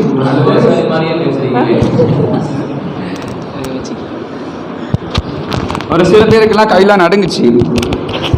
அதுக்கு அடுத்து என்னன்னா கொஞ்ச நாள் தலை வலிச்சிச்சு அப்படி. ஏன்னா நைட்டு குடிச்சிட்டு நான் காலையில இருக்கக்கூடிய தன்னுடைய அப்பாலாம் என்ன பண்ணுவாங்க, காலையில வேலைக்கு போனா நைட்டு வருவாங்க. நைட்டு வரும்போது குடிச்சிட்டு வந்தாங்கன்னா தன்னுடைய மகன்கிட்ட பேச முடியாது, நிம்மதியாக. ஏன்னா வந்தவொடனே அடிப்பாங்க, வந்தவொடனே இந்த பிரச்சனை ஏதாவது பண்ணுவாங்க. ஸோ அந்த டாக்டர் மூடனா இந்த நேரத்துல தன்னுடைய மகன்கிட்ட வந்து கூப்பிடுறாங்க, வா அப்படின்னு கூப்பிடுறாங்க. ஃபர்ஸ்ட் ஒரு வாரம் வந்து அந்த மகன் வந்து பக்கத்திலேயே போல, ஏன்னா எங்க அப்பா அடிப்பாரு அப்படின்னு மகன் பக்கத்திலேயே போல. அதுக்கு ஒரு 10 நாள் ஆச்சு. அதுக்கு 15ஆவது நாள்ல அந்த மகன் வந்து தன்னுடைய அப்பா கிட்ட வந்து ஆறுதலா பேசுறா. அவங்க அப்பா ஆறுதலா பேசுறாங்க. அப்பதான் அந்த மகன் சொல்றா, அப்பா இதுதான் ஒரு வாசமா, வாசத்தை கூட நான் பார்த்தது இல்லை அப்பா அப்படின்னு சொல்றாங்க மகன். அப்போ அந்த கொரோனா காலகட்டத்துல அதாவது இந்த கொரோனா காலகட்டத்துல வந்து குடிகாரங்கள் எல்லாம் திரும்பி இருக்காங்க, அவ்வளவுதான். இப்போ உலகத்தில் இருக்கக்கூடிய எல்லா நபர்களையும் எடுத்து பார்த்தோம்னா யாரு மனிதநேயம் இல்லை, யாருக்கு மனிதநேயம் இல்லை, வாழ்ந்த நபர்கள் யாரும் மனிதநேயம் இல்லை, யாருக்கு வந்து இறக்க குணம் இல்லை அப்படின்னு சொன்னா சட்டுன்னு ஒரு விஷயம் ஹிட்லர் கிட்ட மனிதநேயம் கிடையாது அப்படின்னு வரும்.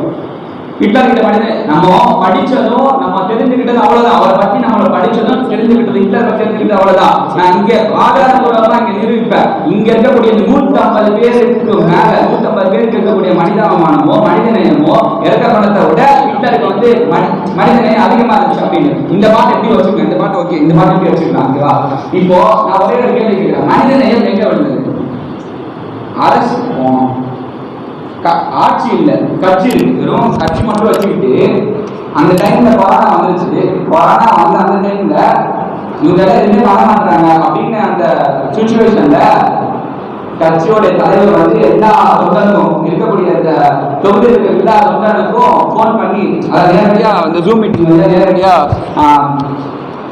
நேரடியா போன் பண்ணி இந்த மாதிரி சொல்றாங்க. இந்த மாதிரி அன்றாட வாழ்க்கைக்கு கூட மக்கள்கள் வந்து என்ன சொல்றாங்க, மக்கள்கள் வந்து அன்றாட வாழ்க்கை கூட திணறாங்க.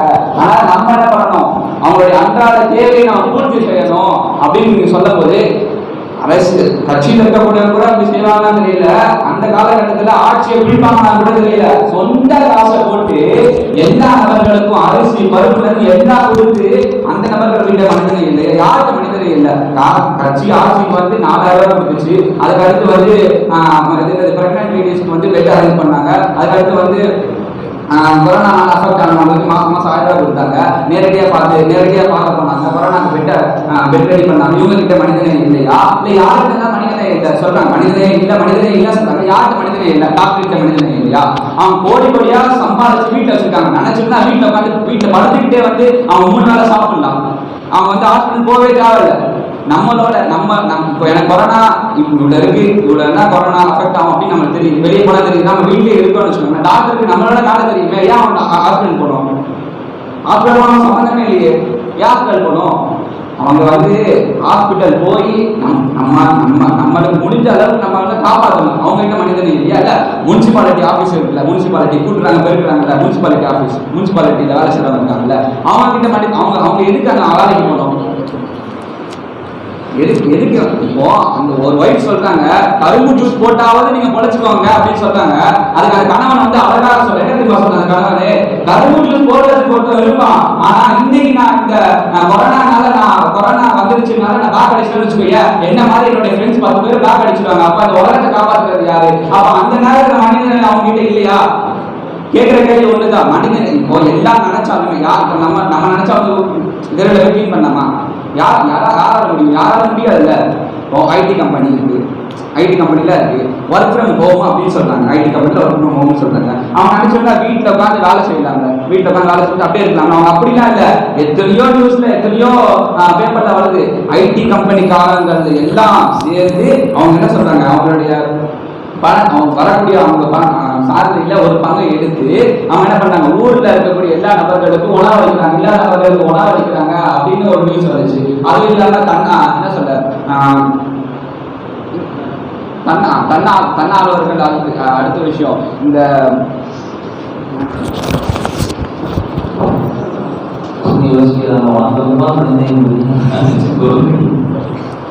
இல்ல எதுலையா இருக்கு நம்ம கேள்விப்பட்டிருக்கோம். கேள்விப்பட்டது பாய வந்து என்ன பண்றாங்க, மீடியாக்கு இல்லாதவங்களுக்கு கொடுக்குறாங்க. கன்னியாகுமரியில இருந்து கன்னியாகுமரி அந்த தேவாலயத்துல இருந்து ஃபாதர் வந்து இல்லாதவங்களுக்கு ஆக்கி கொடுக்குறாங்க. அதே மாதிரி திருப்பதியில இருந்து அவங்க வந்து இல்லாதவங்களுக்கு இது பண்றாங்க. அப்படி எத்தனையோ நபர்களை பத்தி நம்ம வந்து கேள்விப்பட்டிருக்கோம், எத்தனையோ நபர்கள் வந்து பார்த்துருக்கோம். அதாவது ஒன்னே ஒன்று சொல்றாங்க, மனிதனே நான் ஒருத்தவங்க ஒரு சாப்பாடு கொடுக்குறேன்பா, அந்த சாப்பாடு கொடுத்ததுக்கு 4 ஓட்டு எடுக்கிறேன் அப்படின்னு சொல்றாங்க. எதிர்கட்சியில அந்த டீம்ல சொல்றாங்க, ஒரு ஹோட்டலுக்கு 4 ஹோட்டல் இருக்கிறேன் அப்படின்னு சொல்லிருப்பாங்க. அதாவது கொரோனா காலத்துல வீட்டு விட்டு வெளியே வந்துருக்க மாட்டாங்க நினைக்கிறேன். அப்படின்னா யாருமே எடுக்க மாட்டான். உன்னுடைய இப்போ இவங்க கிட்ட ஒரு பொருள் இருக்கு அப்படின்னா இவனுடைய அனுமதி இல்லாம யாருமே வந்து என்ன பண்ண மாட்டாங்க, போட்டோ எடுக்கவே மாட்டாங்க. ஹோட்டல் வந்து 100 பேருக்கு சோறு போட்டு 100 பேருக்கு சாப்பாடு போட்டு அது 10 பேர் மட்டும் தான் போட்டோ எடுப்பாங்க. 100 பேருக்கு தான் போட்டோ எடுக்க மாட்டாங்க. அதை 10 பேர்கிட்ட சொல்லி கேட்டு தான் போட்டோ எடுப்பாங்க. வேணுமா கேட்டு கேட்டதுக்கு அப்புறம் கேட்டதுக்கு அப்புறம் போட்டோ எடுப்பாங்க. தவிர 100 பேருக்கு போட்டோ எடுக்க மாட்டாங்க. நான் வந்து இது வந்து வீட்டுல உட்காந்தோ இல்ல வந்து நான் இந்த மாதிரி நான் இங்கே உட்காந்தோ போட்டோ நெட்ல பார்த்துட்டு நான் பேசல. நான் நிதர்சனமா போய் கொடுத்து நான் போட்டோ எடுத்து நான் சொல்லியிருக்கேன். 100 பேர்ல தான் போட்டோ எடுத்தது கிடையாது. யாராவது 4 பேர் 5 பேர் அவன் வந்து கரெக்டா அழகா அந்த அவங்களுக்கு நம்ம போட்டோ எடுத்து போட்டதை தவிர 100 பேர் போட்டோ எடுத்து இந்த அட்வர்டைஸ்மெண்ட்காரங்க எவ்வளவு நடக்கல. அட்வர்டைஸ்மெண்ட் பண்ணா அவங்க என்ன காசா வந்துருக்கு? அப்படிலாம் கிடையாது. அப்படிலாம் கிடையாது. மனிதனையுமே இல்ல, மனிதனையுமே இந்த உலகத்துல வாழ அப்படின்னா இங்க தெருவில் இருக்கக்கூடிய இந்த யாருமே இந்த கொரோனாக்கு முன்னாடியே வந்து இல்லாதவங்க ரோட்ல இருக்கவங்க அவங்களாம் வந்து இறந்துருக்கணும். மனிதன் இறந்துருக்கணும். ஏன்னா யாருக்குமே காசு இல்லை. நம்ம கிட்ட இருக்க காசு அளவு நம்ம கிட்ட காசு இல்லை. அவனுக்கு யாருக்குமே காசு இல்லை, இறந்து போயிருக்க. ஏன் போல மனிதநேயம், அதாவது கொரோனா வந்ததுக்கு அப்புறம் ரசீல்பாய் சொன்னாங்க, இந்த எங்க டீம்ல சொன்னாங்க பசினால வாழாங்க சொன்னாங்க. அது ஃபர்ஸ்ட் காலகட்டத்துல. அதுக்கப்புறம் கொரோனானால தான் இறந்தாங்க, தவிர பசினால யாருமே இறக்கல. பசினால யாருமே இறக்கல. அதாவது இந்த சர்வேலன்ஸ்ல இந்தியாவில் 11,95,273 கம்பெனி இருக்கு.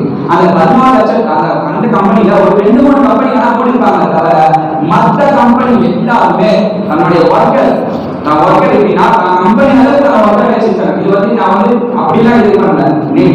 ஆன்லைன்ல இன்னைக்கு போட்டு பாருங்க, ரிலையன்ஸ் கம்பெனி, அதாவது இந்தியாவில் one and only top most company வந்து ரிலையன்ஸ் கம்பெனி தான். அந்த கம்பெனில பாடம் எழுதிருக்கான், என் கம்பெனி எவ்வளவு முக்கியமோ அதே மாதிரி என் ஒர்க்கர் முக்கியம், என் ஒர்க்கரோட உயிர் முக்கியம் அப்படின்னு எழுதிருக்கான்.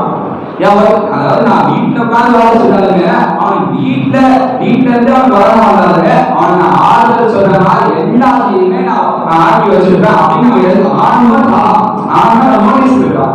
ஏன் ஒன்னும் இல்ல, கொரோனா காலத்துல முன்னாடி ஆம்புலன்ஸ்னா போ, கொரோனா காலம் முன்னாடி ஆம்புலன்ஸ்னா போ, ஆம்புலன்ஸ்ல போனவனுக்கு எதுவுமே தெரியாது, நடந்துச்சு பைக்ல ஓடுறா அப்படின்னு. இப்போ இந்த சிச்சுவேஷன்ல வந்து கொரோனா காலத்துல ஆம்புலன்ஸ் போகும்போது யாருக்கும் நினைக்கிறது, யாரும் நினைச்சது இல்லையா? இப்போ அவங்க முஸ்லீமாக்கா கை பிடிவான், இந்துவாக்கா இப்படி கும்பிடுவான், கிறிஸ்டியாக்கா மலைக்கிறான், அதுக்கு என்ன கேட்பான்? கடவுளே அவங்கள வந்து எப்படியா காப்பாத்துறா, இதுதான் மனிதனையும் நான் கூட இருக்காங்க தெரியுமா, நான் கூட இருக்கிறத காப்பாத்துறாங்க. இப்போ உணவு கொடுக்கறது மட்டும் மனிதனையும் கிடையாது, நான் கூட இருக்கிறத பாதுகாக்கணும், நான் கூட இருக்கிறவங்க ப்ரே பண்ணணும், எல்லாருமே மனிதனையும். ஒரே விஷயம் என்ன தெரியுமா, இங்க மண்ணே இல்லன்னு பேசுறாங்க. இதே ஸ்டேட்ல இதே ஆளுநர்ல போன வாரம் 144 படை போட்டு 145 நாள் ஒருத்தவங்களுக்கு எல்லாருக்கும் சாப்பாடு கொடுத்து அவங்க விருந்து அழைச்சாங்க. இதே ஸ்டேட்ல அப்ப என்ன போச்சு, இவங்க பேச அப்ப போச்சு. நான் கேட்கிறேன், அவனுக்கு மனிதன் இல்லையா? அவனுடைய சிச்சுவேஷன் கேள்விப்பட்டோம், யாரோ எந்த ஸ்டேட்லயே இருக்கக்கூடிய அந்த நபர், அவங்க ஒரு பிரெக்னன்ட் லேடி, அந்த லேடி வந்து பிரசவ வழியெல்லாம் பார்த்து முடிச்சு கையில குழந்தை இருக்கும்போது அந்த லேடி வந்து ஒரு கண்ணீர் குடிச்சுட்டு அந்த கண்ணீர் போதும் அப்படின்னு சொன்னாங்கல்ல. இங்க இருக்கக்கூடிய நம்மளுடைய கெஸ்டோட வின்னர் அதிகம், அவங்க எல்லாம் வந்து அவங்களுக்கு வந்து அந்த சிறந்த விருந்தினரா இந்த மாதிரி அவள் முன்னே சிறந்த 10 நிமிஷம் ரைட் ஆகிறாங்க. அப்ப என்ன போச்சு மனிதனையும். இப்போ எல்லாமே ஒரே ஒரு விஷயம் தான். போன் இல்ல சொன்னாங்க, போனே கொடுக்கறது, போன் திருப்பிட்டாங்க அப்படின்னு சொன்னாங்க. அப்போ அது வந்து ஸ்டார்டிங் ஸ்டேஜ், எதுவுமே இல்லாம ஸ்டார்டிங் ஸ்டேஜ். இப்போ அது அடுத்து வரக்கூடிய சிச்சுவேஷன் அரசாங்கம் போன் இருந்துச்சு. அதுக்கப்புறம் வந்து டாக்டருக்கு வந்து டாக்டர் வந்து என்ன சொல்றாரு, டாக்டர் வந்து காசு பிடிக்கிட்டாங்க அப்படின்னு சொல்றாங்க. இப்போ ஒரே கேள்வி ஒரே விஷயம் தான். நம்ம ஒரு கடையில வேலை செய்வோம், டாக்டர் யாரு, டாக்டர்னா அந்த ஹாஸ்பிட்டலோட ஓனர் டாக்டர் அப்படின்னா கிடையாது. ஹாஸ்பிட்டலோட நிர்வாக வேலை செஞ்சிருக்கும், ஹாஸ்பிட்டல டாக்டர் வேலை செஞ்சிருப்பாரு.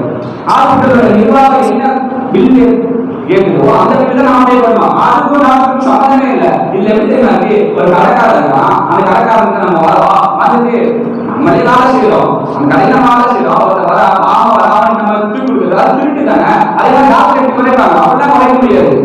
தன்னுடைய சொந்த ஹாஸ்பிட்டலா இருந்தா அது குறைக்கலாம், மற்றபடி எந்த ஹாஸ்பிட்டலா இருந்தாலும் குறைக்க முடியாது. அது வந்து டாக்டருக்கு மனிதநேயம் இல்லை அப்படின்னா கிடையாது, டாக்டருக்கும் மனிதநேயம் இருக்கு, எல்லாத்துக்குமே மனிதநேயம் இருக்கு. இப்போ இதே என்னது, இவங்க கோயம்புத்தூர்ல இருக்காங்க, நம்மளுடைய நடுவர் வந்து கோயம்புத்தூர்ல இருக்காங்க. அவங்களுடைய கோயம்புத்தூர்ல இருக்கக்கூடிய அவங்களுடைய ஊர்ல என்ன தெரியுமா, கொரோனால 100 டெஸ்ட் இருக்காங்க. கொரோனா பன்சு 100 டெஸ்ட் ஒரு டெஸ்ட் 100 டெஸ்ட் இருக்காங்க கொரோனா பன்சு மட்டுமே. அப்ப மனிதனையும் வாழலையா? மனிதனையும் வாழ்ந்துட்டு தான் இருக்கு. இவங்க கண்ணு வந்து எப்படி எதெல்லாம் குறையா கண்டுபிடிக்கலாம் அப்படின்னு மனிதனை எல்லா இடத்துலயும் வாழ்ந்துட்டு தான் இருக்கு. இது எல்லாம் ஒன்னே ஒண்ணுதான். ஒரே ஒரு பாயிண்ட்ஸ் எல்லாம் பேசணும் அவசியம் இல்லை. ஒரு படம் சேர்ந்தாச்சு, அது ரைட் மாதிரி போயிட்டே இருக்கு. அப்புறம் கொரோனா காலத்தில் வாழ்ந்தது மனிதநேயம் என்பது வாழ்ந்தது தான் அப்படின்னு சொல்லி பேசினாங்க. அது ஒரு பாயிண்ட் சொன்னாங்க, அதை ஏற்றுக்க முடியாத ஒரு விஷயம் என்ன அப்படின்னு சொன்னா, பசியால் நிறைய பேர் வந்து சாகலை அப்படின்னு சொன்னாங்க. நிறைய பேர் சேவைகள் செய்தாலும் கூட நம்ம ரோட்டில் நம்ம பார்த்தோம், நிதர்சனமான உண்மை, மனிதநேயத்தின் அடிப்படையில் பல நபர்கள் சேவை செய்தாங்க தான். ஆனா ஒரே நபர்கிட்ட 10-15 சாப்பாடு போட்டாங்க, ஒரே நபர்கிட்ட 4 சாப்பாடு போட்டாங்க. என்னடான்னு பார்த்தா இதுக்கு முன்னாடி இந்த அமைப்பினர் வந்து எடுத்துட்டு போனாங்க, அரை மணி நேரம் கழிச்சு இந்த அமைப்பினர் வந்து எடுத்துட்டு போனாங்க, அதுக்கடுத்து இந்த அமைப்பினர் எடுத்துட்டு போனாங்க அப்படின்னு சொல்லிட்டு ஒரே நபருக்கு நிறைய பணம் போச்சு. ஆனால் யாரும் பார்க்க முடியாத இடத்துல இருக்கக்கூடிய எத்தனையோ நபர்களுக்கு சாப்பாடு போகவே இல்லை, கிராமங்கள்ல எத்தனையோ நபர்களுக்கு சாப்பாடு போகவே இல்லை, ரொம்ப மனிதர்கள் கண்டுகொள்ளப்படாத இடங்கள்ல எத்தனையோ நபர்களுக்கு சாப்பாடு போகாமல் எத்தனையோ நபர்கள் பசியால் இறக்கத்தான் செய்தார்கள். அந்த அடிப்படையில் நாம் வந்து பசியால் இறக்கலன்னு சொல்ல முடியாது, பசியால் நிறைய நபர்கள் இறந்து கொண்டிருக்கிறார்கள். நாமெல்லாம் அவர்களுக்கு உதவி செய்ய வேண்டும். அவர்களை போன்ற நபர்களை தேடி சென்று நாம் என்ன பண்ணணும், உதவி செய்யணும். அந்த அடிப்படையில் கொரோனா காலத்தில் மனிதநேயம் என்பது வாழ்ந்ததுதான் என்று நோட்டில் இருக்கக்கூடிய எல்லா பாயிண்ட்ஸையும் பேசி சென்ற அந்த அணித்தலைவருக்கு ஒரு கைது தெரிவிக்கிறோம். அடுத்தபடியாக இல்லை வீடத்தான் செஞ்சது. அது எப்படி நீங்க எவ்வளவுதான் நீங்க ஆக்ரோஷமா பேசினாலும் சரி, தத்தி நீங்க பேசினாலும் சரி, கொரோனா காலத்துல வீடத்தான் செஞ்சது அப்படின்னு சொல்லி நமக்கு முன்னால் பேச வருகிறார் அணிவாளர்.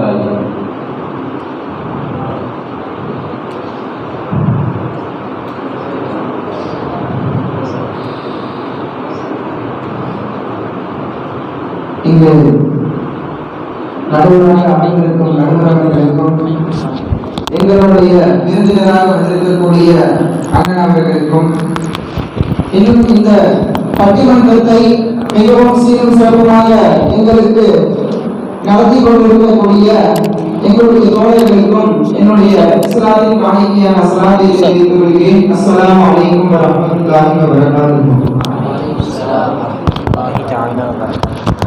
கண்ணியத்திற்குரிய நடுவர்கள் அவர்களே, விருந்தினர் அவர்களே, நம்முடைய எதிரி அணி நபர் எஹியா அத்தாயி அவர்கள் ஒரு விஷயம் சொன்னார்கள். இந்த பேசும் பொழுது முதலில் சொன்ன விஷயம் என்னன்னா, மனிதநேயம் வாழ்ந்தது என்ற தலைப்பிலே என்னை பேச சொன்னார்கள் என்பதாக சொன்னார். அதை நாம் கவனத்தில் கொள்ள வேண்டும். அப்பொழுது அவர் மனித நேயம் உண்மை என்று அவர் பேச வரவில்லை, மனித நேயம் பேச சொல்லி இருக்கிறார்கள், அதற்காகத்தான் நான் பேச வந்திருக்கிறேன் என்று சொன்னார். அப்புறம் ரெண்டாவதா ஒரு விஷயம் சொன்னாங்க. எதுக்கு சொன்னாங்கன்னே தெரியல. திடீர்னு ஹிட்லர் அப்படின்னாங்க. என்னடா இது ஹிட்லரு? நாம பேச போறது என்னது? இந்த கொரோனாவுடைய காலத்துல மனிதநேயம் வாழ்ந்ததா வீழ்ந்ததா என்பதுதான் நம்மளுடைய தலைப்பு. இது என்ன புதிதாக இருக்கின்றது? வரலாறோ அப்படின்னு நம்ம யோசிக்க வைக்க அளவுக்கு என்ன செஞ்சுட்டாங்க, டாபிக்கை மறந்து பேசிட்டாங்க. நான் நடுவர் அவர்களுக்கு வைக்கக்கூடிய கோரிக்கை என்னன்னா, நீங்க அடுத்த தடவை எதிரணி நபர்கள் பேசும் பொழுது அவர்களுக்கு என்ன டாபிக்கோ எந்த விஷயத்தை பேச வேண்டுமோ அதை தயவு செய்து நீங்கள் நினைவு கூர்ந்து விடுங்கள்.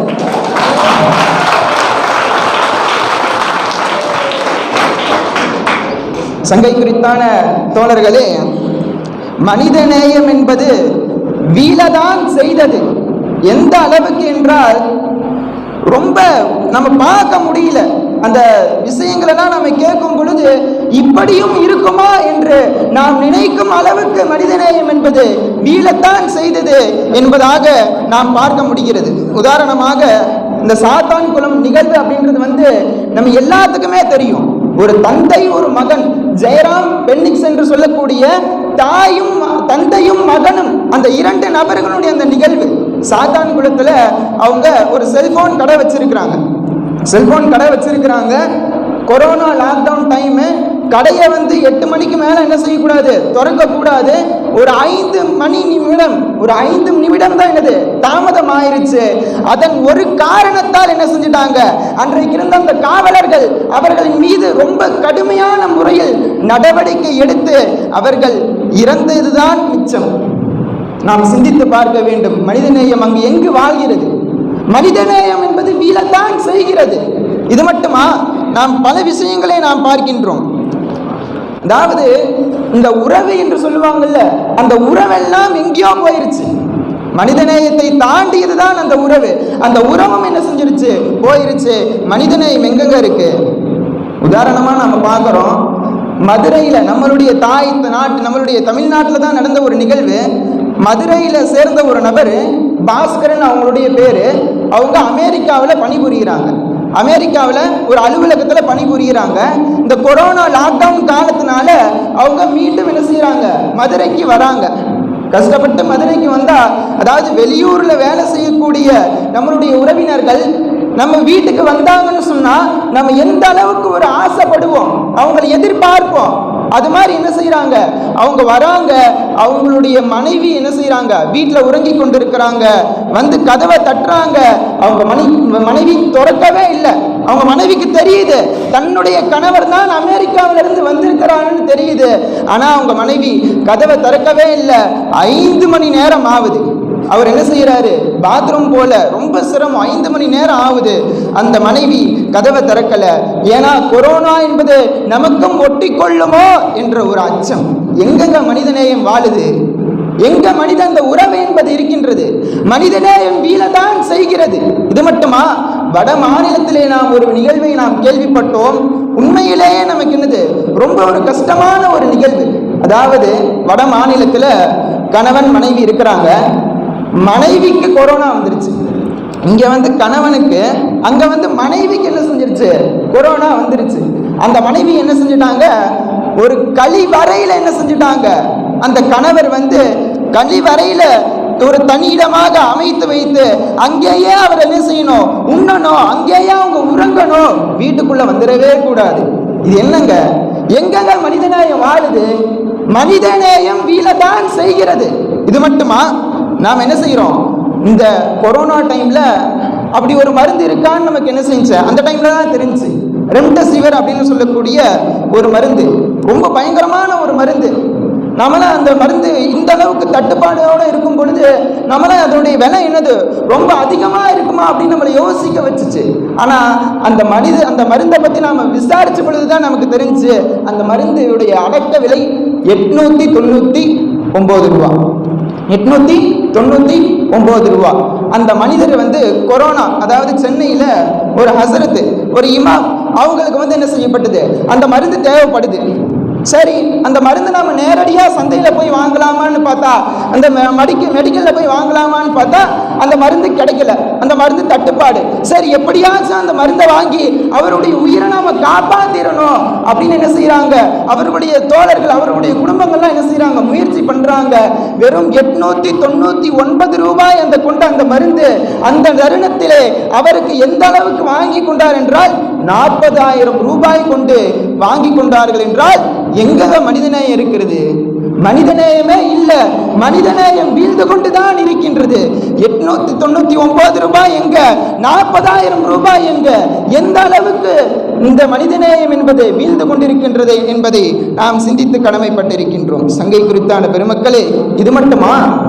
இந்த ஜிஎஸ்டி அப்படின்றது இந்த கொரோனா கூட சில நபர்களை விட்டு விட்டுச்சு. ஆனா இந்த ஜிஎஸ்டி அப்படின்றது எந்த ஒரு பொருளையும் விட்டு வைக்கல. அதுதான் உண்மை.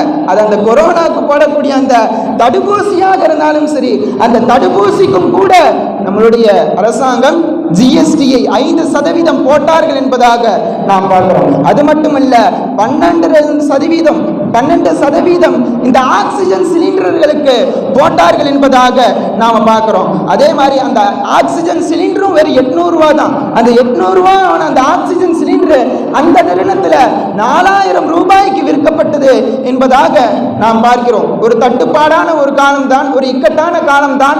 அந்த தருணத்தில் ஒரு பொருளை நம்மால் சரியாக கொடுக்க முடியவில்லையானால் எங்கு சென்றது மனிதநேயம்? நாம் சிந்திக்க கடமைப்பட்டிருக்கின்றோம். அது மட்டுமல்ல, என்னுடைய நண்பர் அவருக்கு கொரோனா பாசிட்டிவ்னு வந்துச்சு. அதாவது அவர் கொரோனா இல்லை, அதாவது அவர் ஒரு கடையில் பணிபுரிகிறாரு.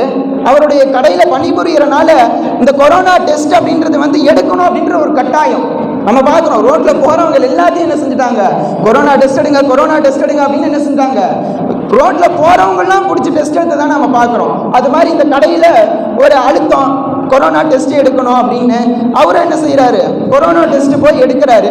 எடுத்தா அவர் நல்லா தான் இருக்காரு. ஆனால் கொரோனா பாசிட்டிவ் அப்படின்னு வந்துருச்சு.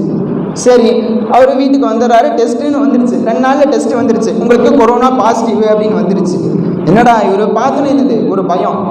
இவருக்கு பார்த்தோன்னே அந்த விஷயத்தை பார்த்தோன்னே ரொம்ப பயம். அப்புறம் 2 நாள் ஆச்சு, 2 நாள் 3 நாள் ஆச்சு. 3ஆவது நாளில் அவங்களுக்கு ஒரு ஃபோன் கால் வருது. இந்த மாதிரி உங்களுக்கு கொரோனா பாசிட்டிவாக இருக்குது, உங்களுக்கு நாங்கள் மெசேஜ் அனுப்பிச்சிருந்தோம், நீங்கள் என்ன செய்யணும், கண்டிப்பாக நீங்கள் இந்த மருத்துவமனைக்கு வரணும் அப்படின்னு சொல்லியிருக்காங்க.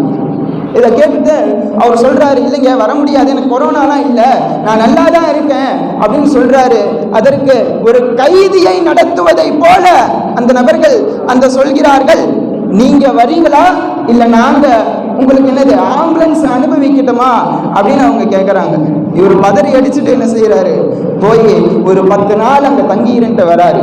இப்போ சங்கை குறித்தான பெருமக்களே, ஒரு நோயாளியாகவே அவர் இருந்தாலும் ஒரு நோயாளியை நாம் அப்படிதான் நடத்த வேண்டுமா?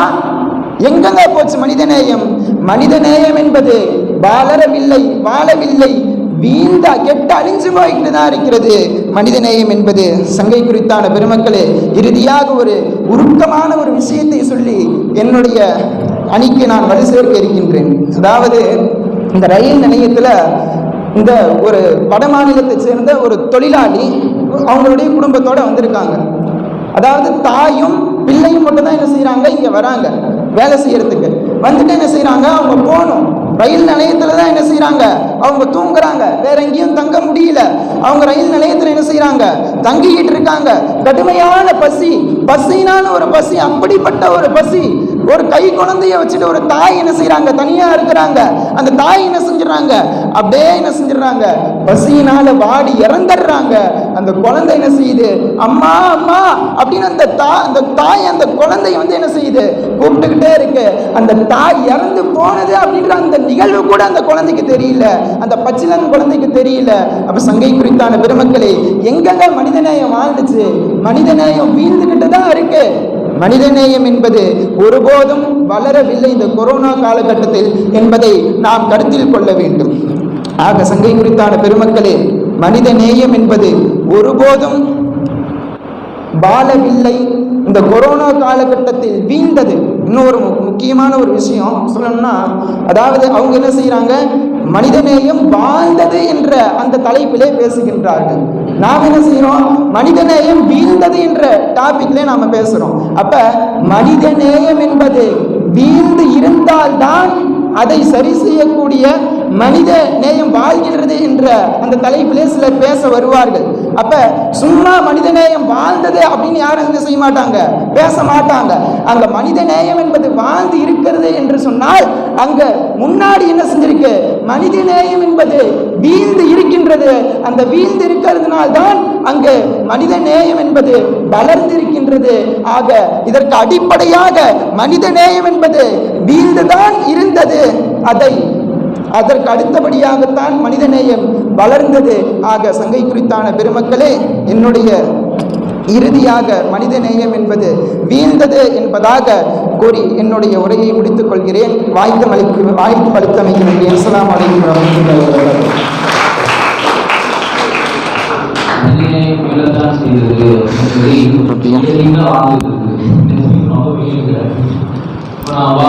என்ன சொல்றாங்க அப்படின்னா, இவங்க அழகா சொன்னாங்க, சேவை செய்து கொண்டிருப்பவர்கள் எல்லா காலத்திலும் சேவை செஞ்சுட்டு தான் இருக்காங்க. கொரோனால மட்டும் எல்லா மனிதனையும் புதிதாக முறை செய்ய மக்கள் சேவை செய்யறாங்க. முன்னாடியே சேவை செஞ்சுட்டு இருந்தவங்க தான் இந்த கொரோனா வரும்போதும் சேவை செஞ்சாங்க. ஆனா மனிதநேயம் என்பது எல்லா இடத்திலும் எதிர்பார்க்கக்கூடியது. அது இந்த கொரோனா காலத்தில் ஒரு கணவன் மனைவியிடத்தில் காட்டவில்லை, ஒரு மனைவி கணவனிடத்தில் காட்டவில்லை, சகோதரத்துவர்களுக்கு மத்தியில் என்ன இல்லை, ஒரு மனிதநேயம் ஏற்படவில்லை. எல்லாம் அவங்க தூரமா வச்சாங்க, பாத்ரூம்ல வச்சு சாப்பாடு கொடுத்தாங்க போன்ற இந்த அவலநிலைகள் நம்ம இந்த கொரோனாவுடைய காலகட்டத்தில் பார்க்கதான் செஞ்சோம். இந்த இடத்தில் மனிதநேயம் வீழத்தான் செய்தது என்று சொல்லி உறுதியான முறையில் அவருடைய டீமுக்கு வலு சேர்த்திருக்கிறாரு. இந்த இடத்தில் கொரோனா காலத்தில் மனிதநேயம் வாழ்ந்ததா வீழ்ந்ததா அப்படின்றதுல நீங்க வாழ்ந்ததுன்னு பேசணும். புரியுதுதான் டாபிக் சொல்லியிருக்கேன். புரியுதா, வாழ்ந்தது அப்படின்னு பேசுவதற்கு உங்களுக்கு முன்னால் பிஸ்மில்லா நிறைய வருவது.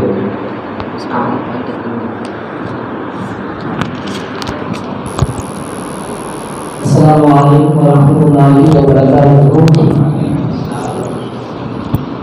நம்மளோட பேசலாம் பார்த்தா வீழ்ந்தது பக்கம் தான் சாஞ்சிட்ட மாதிரி தான் தெரியுது. ஆனால் ஆரம்பத்தில் இந்த பக்கம் ஒரு பக்கம் சாஞ்சிட்டா என்ன சாட்சியமானு சொல்ல மாதிரி தெரிஞ்சு பார்த்து இந்த பக்கமும் சரியான கருத்துக்களை கேட்டு நல்ல தமிழர்களுடைய கருத்துக்களை கேட்டு சொல்லுமாறு ஒரு மணிமான வேண்டுகோள். சரி பண்ணலாம். நம்ம அணி தலைவர்கள் அணிவாளர் சொன்னாங்க, சொல்றவங்களுக்கு நம்ம எதிர்ப்புடைய சொல்றவங்களை வார்த்தையை பிடிச்சிட்டாங்க. மனிதநேயம் வாழ்ந்தது என்று சொன்னாங்க. யாரு? உஸ்தாது. நமக்கு வந்து ஆசிரியர் இந்த பட்டிமன்றத்தை நடத்தணும், அது சார்ந்து பேசணும்னு சொன்னாங்க. அதே மனிதநேயம் வீழ்ந்தது என்று உங்களையும் சொன்னாங்க. சரியா? மனிதநேயம் வாழ்ந்தது வீழ்ந்தது பற்றி சொல்லுங்க, அதுக்கு நடுவா நீங்க உட்கார்ந்து நம்மள அவங்கதான் சொன்னாங்க. அதுக்கப்புறம் ஒரு பாயிண்ட் பிடிச்சிட்டாங்க. ஹிட்லர் தலைமே தெரியல போல, ஹிட்லர் போய் எதுக்கு அவர் போனாரு, நடுவர் தலைவர்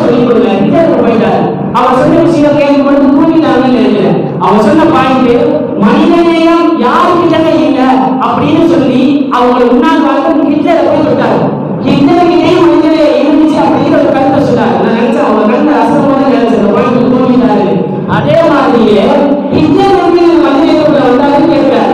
மனிதநேயம் யாருக்கிட்ட இல்ல, ஹிட்லர் கிட்ட இருந்துச்சுங்கிற பாயிண்ட் நம்ம அறிஞர் தரமா கொடுத்தாரு. அதை அடுத்தவரா புரிஞ்சுக்கிட்டாங்க. அடுத்து மனிதநேயம் எங்கவே இருக்கு, மனிதநேயம் எங்கவே இருக்கு, மிஸ்ல இருக்கா, இல்ல வாசல இருக்கா, மனிதநேயம் எங்கவே இருக்கு நம்ம கேட்கிறோம். மனிதநேயம் எங்கேயும் இல்லை, ஒவ்வொருக்குள்ளதான் இருக்கு. இங்க இருக்கிற ஒவ்வொரு மனிதர்களுக்குள்ளேயும் இருக்கு.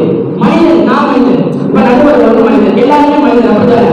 எல்லாருமே மனிதன். ஆனா இந்த மனித நேயம் அப்படிங்கிறது நான் எனக்கு என்பதையெல்லாம் தாண்டி, எனக்கு சொன்னோம் அப்படிங்கிற நான் என்பதையெல்லாம் தாண்டி நீ உனக்கு நமக்கு என்று தன் பிறனுடைய வழியை உணர்வால் உணர்ந்ததுக்கு பின்னால் பிறக்கக்கூடியதுதான் மனிதநேயம். அந்த மனிதநேயம் மனிதராகிய எல்லா இடத்திலும் இருக்கிறது. இங்க இருக்கக்கூடிய அனைவரும் எல்லாருமே அப்புறமா அவங்க அடியில் அவங்களே கையில் சொல்லிட்டாங்க. மனிதநேயம் நான் அதை சொன்னது சாந்திக்காக நானும் நினைக்கிறேன். நமக்கு அதுக்காகவே வந்து சொல்றாங்க. சரி, கருத்து கேட்கலாம். அடுத்து கேட்கிறாங்க, மனிதநேயம் இங்க வீட தான் செஞ்சிச்சு, மனிதநேயம் இல்ல வீட தான் செஞ்சிச்சு. பரவாயில்ல சொன்னாங்க. இந்த சட்டம் இந்த விஷயம் மூலமா மனிதநேயம் வீட தான் செஞ்சிச்சு. எங்க இருக்க மனிதநேயம் அவங்ககிட்ட அப்படின்னு கேட்கலாம். நம்ம கேட்போம், நம்ம ஒரு விஷயத்த சொல்லி கேட்போம். நம்ம மாதிரி இல்ல, நம்மளோட சின்ன வயசு ஒரு மாணவர் கடலூர் காலையில் இருக்கக்கூடிய ஒரு சின்ன வயசு மாணவன். சின்ன வயசுனா ஒரு 10வது 8வது படிக்கக்கூடிய மாணவன். இந்த மாணவன் ஒரு கட்டுரை போட்டியை செய்யறாங்க. தனியார் பள்ளியின் மூலியமா ஒரு கட்டுரை போட்டி நடத்துறாங்க. அந்த கட்டுரை போட்டியில இந்த மாணவன் முதல் பரிசு பெறலாம். அது 5000 ரூபாய் பரிசு. முதல் பரிசு எவ்வளவு? 5000 ரூபாய் பரிசு. இந்த 5000 ரூபாய் பரிசை அந்த மேடையில வந்து வாங்கும்போது அந்த சிறுவன் சொன்னானா, அந்த மேடை சொல்றான், கொரோனா காலத்துல எங்க பாட்டி எனக்கு பாசமா இருந்து எங்க அம்மாவுடைய தந்த தாயார் எங்க பாட்டி எங்க கொரோனால பாதிக்கப்பட்டு இறந்துட்டாங்க. இந்த 5000 ரூபாய நான் கொரோனா நிதிக்காக கொடுக்கிறேன். யாரு சொன்னா? 8ாம் கிளாஸ் படிக்கக்கூடிய ஒரு மாணவன் சொன்னான். இங்க இருக்கு மனிதநேயம், கேடாதீங்க. இங்க இருக்கு மனிதநேயம். 8வது படிக்கக்கூடிய மாணவன் மேலும் சொன்னான், நான் வாங்கின முதல் பரிசு 5000 ரூபாய் நான் கொரோனா நிதிக்காக கொடுக்கிறேன். இது மனிதநேயம் இல்லையா? மனிதநேயம் மனிதநேயோட மக்களை கேளுங்க. மனிதநேயோட மக்கள் கிட்ட மனிதநேயம் சொல்லி காரணங்கள் சொல்றாங்க. இந்த மாதிரியான விஷயங்கள்லாம் சொல்றாங்க. இப்படிப்பட்டவர்களுடைய அந்த அலுவலர்கள், அவங்க ஏற்கக்கூடிய ஏற்றங்கள், அவங்க சிந்தக்கூடிய கண்ணீர்கள் எல்லாம் மனிதநேயம் சூழ்ந்து இருக்கக்கூடிய இந்தியமா இருக்கட்டும், மனிதநேயர்களாக இருக்கக்கூடிய எல்லா மனிதர்களும் கேட்பதாக பார்த்திருந்தாலும் சொன்னா எத்தனை குடும்பங்கள் இன்னைக்கு நல்லதா இருக்கிறது நம்ம வழங்க முடியும். அடுத்து கோடான கோடிகளை அள்ளி கொடுத்துதான் சேவை செய்யணுமா? கோடிகள் இருக்கவங்க லட்சமா கொடுத்துதான் சேவை செய்யணுமா? நடுவர்கள் வந்து கேட்கிறேன். ஒருத்தவங்க கிட்ட கோடியா இருக்குது, செல்வம் இருக்குது, அவங்க அதுல இருக்கக்கூடிய ஒரு பாதி லட்சம் இந்த மாதிரி கொடுத்துதான் சேவை செய்யணுமா? என்பது கிடையாது. அப்படின்னு நம்ம அதனால இருக்கக்கூடிய சேலத்து சார்ந்த அனிபாத்தாய், அவங்க சேலத்தான் மனிதநேயம் மீன் பேசின சேலத்து சார்ந்த அனிபாத்தாய். அதே சேலத்துல சேலம் யூடி அப்படின்னு சொல்லிட்டு ஒரு எக்ஸ்பிரஸ் மூலியமா கோடியா காசு வச்சிருக்கிறவங்க லட்சங்களை கொடுத்து சேவை செய்யணும்னு தேவையில்லை. 1200 ரூபாய் இருந்தாலும் அதுல இருக்கிற 100-200 கொடுத்து சேவை செய்யணும், மக்களுடைய நலனை காக்கணும்னு சொல்லிட்டு அவங்க என்ன வேலை செஞ்சாலும் தெரியுமா? மக்களை கொரோனாவால் பாதிக்கப்பட்ட எல்லா மக்களுக்கும் தேவையான எல்லா பொருட்களையும் கொடுத்து ஒரு மிகப்பெரிய சாதனையை செஞ்சாங்க. அதே சேலம் எம்டி சேலத்தை சார்ந்த அதே இளைஞர்கள் ஒரு கூட்டமைப்பு செய்து எல்லா மக்களுக்கும் தேவையான கொரோனாவால் பாதிக்கப்பட்ட எல்லா மக்களுக்கும் தேவையான எல்லா உணவுப் பொருட்களையும் அள்ளி கொடுத்தாங்க. அது அவங்களுக்கு தெரியுமா என்னன்னு தெரியல. மனிதநேயம் இங்கே இருக்கு. எங்க கேட்டாங்கல்ல, இந்த மனிதர்கள் இந்த இளைஞர்கள் கிட்ட இருக்கு. அடுத்ததான் நம்ம அடிப்பாத்தாய் சொன்னாங்க, தடுப்பூசி மருந்து இதுக்கெல்லாம் காசு அள்ளியிருக்காங்க. தடுப்பூசி எவ்வளவு சொன்னாங்க? தடுப்பூசி போடுறதுக்கெல்லாம் ஜிஎஸ்டி போட்டாங்க. மருந்து வாங்குறதுக்கு 40,000 ரூபாய் வாங்குறாங்க. மதிப்பே இவ்வளவுதான், 40,000 ரூபாய் வாங்குறாங்க. ஆக்சிஜன் எவ்வளவு? ஒரு ஆக்சிஜன் 4,000 ரூபாய்க்கு, அந்த 4,000 ரூபாய்க்கு ஆக்சிஜன் போட்டு எவ்வளவு காசுல கொட்டி இப்படி உயிர்களை காப்பாற்றணும்னு கேட்கிறாங்க. அவங்களுக்கு நான் சொல்லக்கூடிய விஷயம், வட்டார மருத்துவர் குழுன்னு சொல்லிட்டு கணேசன் ஒருத்தவர், சத்தியமங்கலம் நகராட்சியில் இருக்கக்கூடிய சத்தியமங்கலம் நகராட்சியில் கணேசன் ஒருத்தவர். அவரு அந்த சுற்றுவட்டாரத்தில் இருக்கிற 18 வயதுக்கு மேல் இருக்கக்கூடிய சுமார் 32,000 பேர் சூழ்ந்திருக்கக்கூடிய சத்தியமங்கலத்தில் மாநகராட்சியில்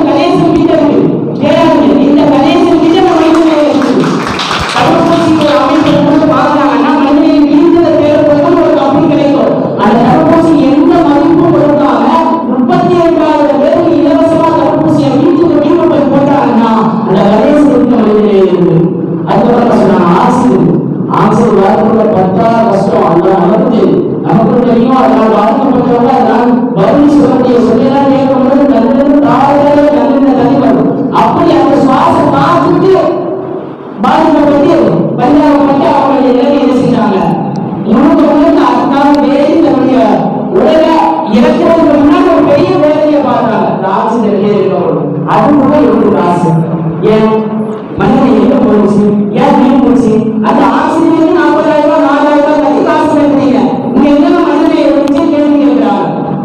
ஒரு பெண்மணி, அந்த பெண்மணி 7 நாள் கொரோனாவால பாதிக்கப்பட்டு 7 நாள் ஆக்சிஜன் இல்லாம ரொம்ப கஷ்டம். அவங்க சொல்றாங்க, பேட்டி கொடுக்குறாங்க, 7 நாள் ஆக்சிஜன் இல்லாம என்னுடைய உயிர் வெளியில போயின்னு நான் நினைக்கிறேன். சக்கரத்து நிலையில் இருக்கிற அந்த வேதனை மாதிரி என் உயிர் இருந்தாலும் பரவாயில்லை, இப்படிப்பட்ட வேதனை அவங்க மூச்சு விட முடியல. எவ்வளவோ சொத்து சோழர்கள் இருக்குது, ஒரு மூச்சு விட முடியல. கொஞ்ச நேரம் மூச்சு விட்டா போதும் அப்படிங்கிற நிலைமைக்கு இந்த பெண்மணி வந்துட்டாங்க. அந்த பெண்மணிக்கு அவருடைய பேர் சொல்லணும்னா மகேந்திர சிங் அப்படின்னு சொல்லிட்டு ஒரு மனிதன். இந்த மனிதன் மகேந்திர சிங் சொல்லிட்டு சுமார் 25 வருஷமா சோசியல் சர்வீஸ் சமுதாய மக்களுக்கு நலன் கல்வி செய்யக்கூடிய சேவைகள் எவ்வளவு நாள் 25 வருஷமா செய்யக்கூடிய இந்த மகேந்திர சிங் அப்படிங்கிறவங்க இந்த பெண்மணி காலில் கொள்றாங்க. இந்த பெண்மணி தொடர்பு கொள்றாங்க, வீடியோ கால் பண்றாங்க. வீடியோ கால் அந்த பெண்மணி அந்த மனிதனை பார்த்து அவங்க முடிவு பண்றாங்க, இந்த பெண்ணை இதுக்கப்புறமா காப்பாற்ற முடியாதுங்கிற நிலைமைக்கு அந்த மகேந்திர சிங் வந்துட்டாங்க. இந்த பெண்ணை கொடுக்குறாங்க, இந்த பெண்ணை காப்பாற்ற முடியாதுங்கிற நிலைமைக்கு வந்துட்டாங்க. இருந்தாலும் அவங்களுக்கு தேவையான அந்த 7 நாளைக்கு தேவையான எல்லா ஆக்சிஜன் செலவையும் பெற்றுவிட்டு 7 நாள் இலவசமாக அந்த மகேந்திர சிங் மனிதன் இலவசமாக ஆக்சிஜனை கொடுத்தாங்கன்னு சொன்னா, ஆக்சிஜனுக்கு விலை பேசினால ஒரு மனித நேயத்தினால வீட்டாங்க நீங்க சொன்னீங்கன்னா இலவசமாக ஆக்சிஜனை 7 நாளுக்கு கொடுத்து இன்னைக்கு பெண்மணியுடைய முகத்துல சிரிப்ப காரண மகேந்திர சிங்கிக்கிட்டே இருக்குது. மனிதனையோ எங்கேயோ மனிதனையோ இங்க இருந்து மனிதனையோ. அப்போ அந்த பெண்மணி சொன்னாங்க, நான் வீடுகளை பேசும்பொழுது கதறி அழுதேன். அந்த மனிதன் பார்த்து சொன்னாரு, அந்த மனிதன் சொல்றாரு, நான் யாரையும் பார்க்க மாட்டேன், 25 வருஷமா நான் சோசியல் சர்வீஸ் செஞ்சுக்கிட்டு இருக்கிறேன், நான் யாருக்கு உதவி செய்யறேன், யாருக்கு சேவை செய்யறதை நான் பார்க்க மாட்டேன். ஏன் பார்க்க மாட்டேன்? நான் பார்த்தேன்னா பின்னால் ஒரு காலத்துல இவர் நமக்கு உதவி செஞ்சாரு, இவருக்கு நம்ம திரும்ப உதவி செய்யணுங்கிற அந்த நன்றி கடனாக நமக்கு திரும்ப உதவிங்கிற அந்த நிகழ்வு நடக்கும். அது எனக்கு வேணாம், அது எனக்கு வேணாம். மனிதனை உச்சத்தை பாருங்க, அவர் சொல்றாரு, நான் ஒரு பேர் உதவி செய்யக்கூடிய மனிதரை பார்த்துட்டேன். விளம்பரம் சொன்னாங்க, விளம்பரத்துக்காக போய் போட்டோ எடுக்கிறதுக்காக அந்த நிகழ்வு சொன்னாங்க. இந்த மனிதனை பாருங்க, எந்த மனிதனுக்கு சேவை செய்யறதுனா மனிதனுடைய முகத்தை பார்க்க யாருன்னு எனக்கு தெரிய வேணாம். என் மூலமா இருக்கிற உதவிகள் எல்லாம் மக்களுக்கு போய் சேரட்டும், யாரும் எனக்கு தெரிய வேணாம். ஏன் கேள்வி கேட்கணும்னு சொல்றாரு. ஒருவேளை நான் அவருக்கு உதவி செய்ய மட்டும் பார்த்துட்டேன்னா பின்னாடி ஏதோ ஒரு காலத்துல அவன் என்ன பார்க்கும் பொழுது இவர் நமக்கு செஞ்சாரு, உதவி செஞ்சாரு, நமக்கு திரும்ப செய்வோம், பரிகாரமா செய்வோங்கிற அந்த உதவி என்கிட்ட கேட்காமலே அவர் செய்ய வருவாரு. அது எனக்கு வேறான நினைக்காது. மனிதனையும் வாழ்ந்தது என்பதுதான் உண்மை. வீழ்ந்தது என்பது தேர்வதை காட்டிலும் இந்த உலகத்துல அதிகமான மக்கள் மனிதநேயத்தோடு இருந்தாலும் மனிதத்தை வெளிப்படுத்தி வாழக்கூடிய மக்கள் அதிகமான நபர்கள். அடுத்து நம்ம ஹனிபா அவர்கள் சொல்லும் பொழுது வட மாநிலத்திலிருந்து அந்த மாதிரி வெளிமாநிலத்திலிருந்து நடக்கக்கூடிய ஒரு செய்தியை சொன்னார். அதே உத்தரப்பிரதேச மாநிலத்துல மதுரா அப்படிங்கிற ஒரு நகர், ஓகேவா, மதுரா அப்படிங்கிற ஒரு நகர்ல ஆம்புலன்ஸ் ஓட்டக்கூடிய ஒரு மனிதர் ஆம்புலன்ஸ் ஓட்டுறார். இந்த ஆம்புலன்ஸ் ஓட்டக்கூடிய மனிதனுக்கு என்ன வேலை சொன்னா, கொரோனா காலத்துல பாதிக்கப்பட்ட பெண்கள் இருக்கிறார். கொரோனா காலத்துல பாதிக்கப்பட்டவர்கள் எல்லாம் உடனுக்குடைய ஆஸ்பத்திரிக்கு கொண்டு போயிடும். இந்த ஆம்புலன்ஸ் வேலையா பார்த்துட்டு நல்லபடியா வச்சுக்கிறதா, சரி இப்படியே விட்டுருங்க. அவங்க அந்த வேலையை பார்த்துட்டு வச்சாலும் ஒரு இடத்துல தாய் எவ்வளவு முக்கியம், நம்மளுடைய தாய் எவ்வளவு முக்கியம் இல்லை. சரி, அந்த தாயுடைய இறப்புக்கு மகள் எவ்வளவு முக்கியம், தாயை எவ்வளவு நேசிக்கணும், எவ்வளவு பாசமா இருக்கணும், தாயுடைய மகிமையை உணர்ந்த அந்த மனிதர் தாயுடைய இறப்புக்கு போக முடியல. என்ன காரணம் சொல்லும் பொழுது அவர் சொல்றாரு, நாம சொல்லிட்டு இருக்கிற கொரோனா பாதிக்கப்பட்ட எத்தனையோ பேருக்கு உதவி செஞ்சுக்கிட்டு இருக்கிற என் தாய் மரணம் அடைந்துட்டாங்க. வேற ஒரு இடத்துல அவங்க சொந்த பொழுது தாய் உருவாக்கிட்டாங்க. தாய் மரணத்துக்கு போகாம கொரோனாவால் பாதிக்கப்பட்டவர்களுக்கு ஆம்புலன்ஸ்ல ஏற்றி ஹாஸ்பிட்டலுக்கு கொண்டு போய் சுமார் தாய் இறந்த செய்தி கேட்டதற்கு பின்னால் 15 மக்களுக்கு கொரோனாவினால் உதவி செய்தார்கள் என்பதாக மனிதர் சொல்றார். ஆம்புலன்ஸா ஓட்டி எல்லாருடைய உயிரை காப்பாற்றினதுக்கு அப்புறமா தாயை போய் பார்க்கிறாரு. தாய்க்கு செய்ய வேண்டிய இறுதி சடங்கை எல்லாம் செஞ்சு முடிக்கிறார். செஞ்சு முடிச்சதுக்கு அப்புறமா திரும்ப அந்த பணிக்கு தயாராக இல்லை. தாயை போய் பார்த்தது தயாராக இல்லை. தாயை பார்த்தா அடுத்த நாளே திரும்ப தன்னுடைய பணிக்கு தொடர வந்துட்டார். வந்து திரும்ப சேவையை தொடர ஆரம்பிச்சிட்டார். எங்க எண்ணம், மனிதனுடைய உள்ளட்சம் கூட அது எண்ணம். மக்களை சேவை கொண்டு மக்கள் நலன் கருதி அப்ப கொரோனா காலத்தில் பாதிக்கப்பட்ட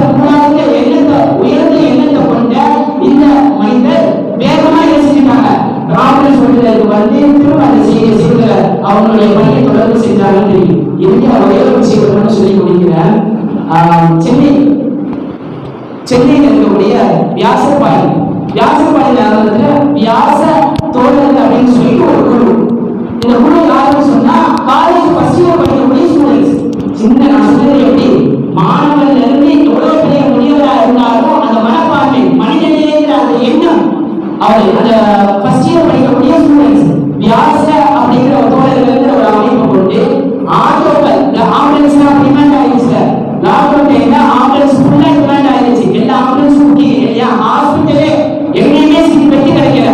இப்போ இவங்களுடைய சிந்தனையில இவங்களுடைய யோசனைக்கு வந்து எல்லா ஆட்டோக்களையும் ஆம்புலன்ஸா மாற்றணும்னு சொல்லி ஃபர்ஸ்ட் இயர் படிக்கக்கூடிய காலேஜ் ஸ்டூடெண்ட்ஸ் என்ன செய்யறாங்கன்னா வியாசப்பாடியில் இருக்கக்கூடிய வியாச தோழர்கள் அப்படின்னு சொல்லிட்டு ஒரு குழு அமைச்சு எல்லா ஆட்டோக்களுக்கு முன்னாடி வியாசப்பாட தோழர்கள் சொல்லி ஒட்டி அந்த ஆட்டோக்களுக்கு பின்னாடி ஒவ்வொரு சிலிண்டர்களை வச்சு அவசர உதவிக்கா எமர்ஜென்சியா யாராவது ஆக்சிடென்டா அந்த மாதிரி அவங்களுக்கு தனியா வருது. அது ஆட்டோக்கள் கொரோனாவை பாதிக்கப்பட்டவங்களா அவங்கள உடனே போய் ஹாஸ்பிட்டல்ல சேர்க்கணுமா அது ஒரு தனிக்கிறது. மனிதன் எந்த வழியில தேர்ந்தாங்கல்ல இந்த எழுதுகள் கிட்ட இருக்கு. ஃபர்ஸ்ட் இயர் படிக்கக்கூடிய ஸ்டூடெண்ட்ஸ் கிட்ட ஒரு பெரிய குழுவோட பஸ் ஸ்டாண்ட் அவங்களுக்கு ஒரு மலை தெரியல சுமார் 20-25 ஆட்டோக்களை வரிசைக்கு மாதிரி வச்சிருக்கிறாங்க. அதுல அந்த ஆட்டோக்களை ஃபுல்லா வியாச தோழர்கள்னு சொல்லிட்டு போட்டுருக்கு.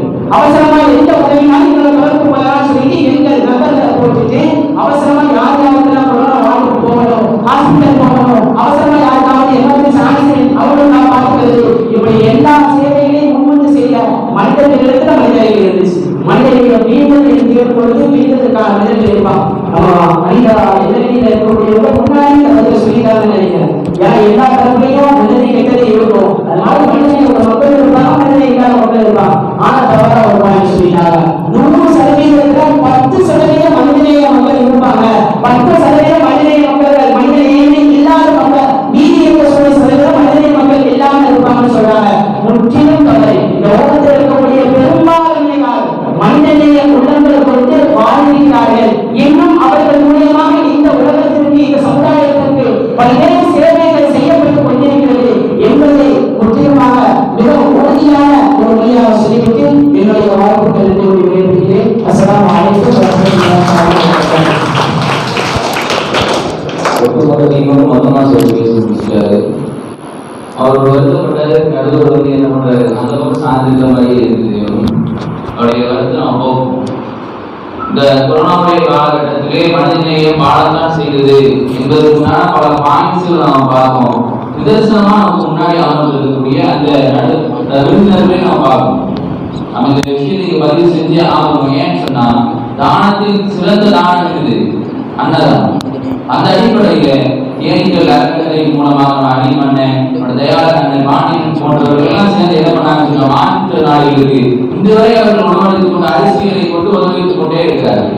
அந்த சிறந்த ஒரு தானத்தை அவர்கள் செய்து கொண்டிருக்கிறார்கள். நம்ம அதை மாறாட்டி நம்ம அவர்களுக்கு கைதறி நம்ம அவங்களை பாராட்ட வேண்டிய அருமையான ஒரு முயற்சி இது. நாம் நம் வாழ்க்கையில் இவர்கள் எல்லாம் போன்ற நபர்களை ரோல் மாடலாக நாம் எடுத்து நாம் நம்முடைய வாழ்க்கையில் போன்ற சேவைகளை தொடர்ந்து செய்ய வேண்டும். அடிப்படையில் இந்த மனிதநேயம் என்பது இது வாழ்ந்துதான் இருக்கிறது, வாழ்ந்து கொண்டிருக்கிறது. அதற்கான நிதர்சனமான சாட்சிகள் நமக்கு முன்னால் அமர்ந்திருக்கிறார்கள் என்பதை போன்ற வலுவான பாயிண்ட்ஸ்கள் நாம் என்ன பண்ணியிருக்காங்க, இந்த டீம் நமக்கு கொடுத்திருக்காங்க. அடுத்தபடியாக நாம பார்க்கக்கூடிய இந்த பாயிண்ட்ஸ் என்ன அப்படின்னு சொன்னா, மனிதநேயம் இந்த காலகட்டத்தில் மீண்டுதான் இருக்கிறது என்று சொல்லி நம்முடைய அணிக்கு வழி சேர்ப்பதற்காக முஷரப் அல்லாஹி அவர்கள் இருக்கிறார்.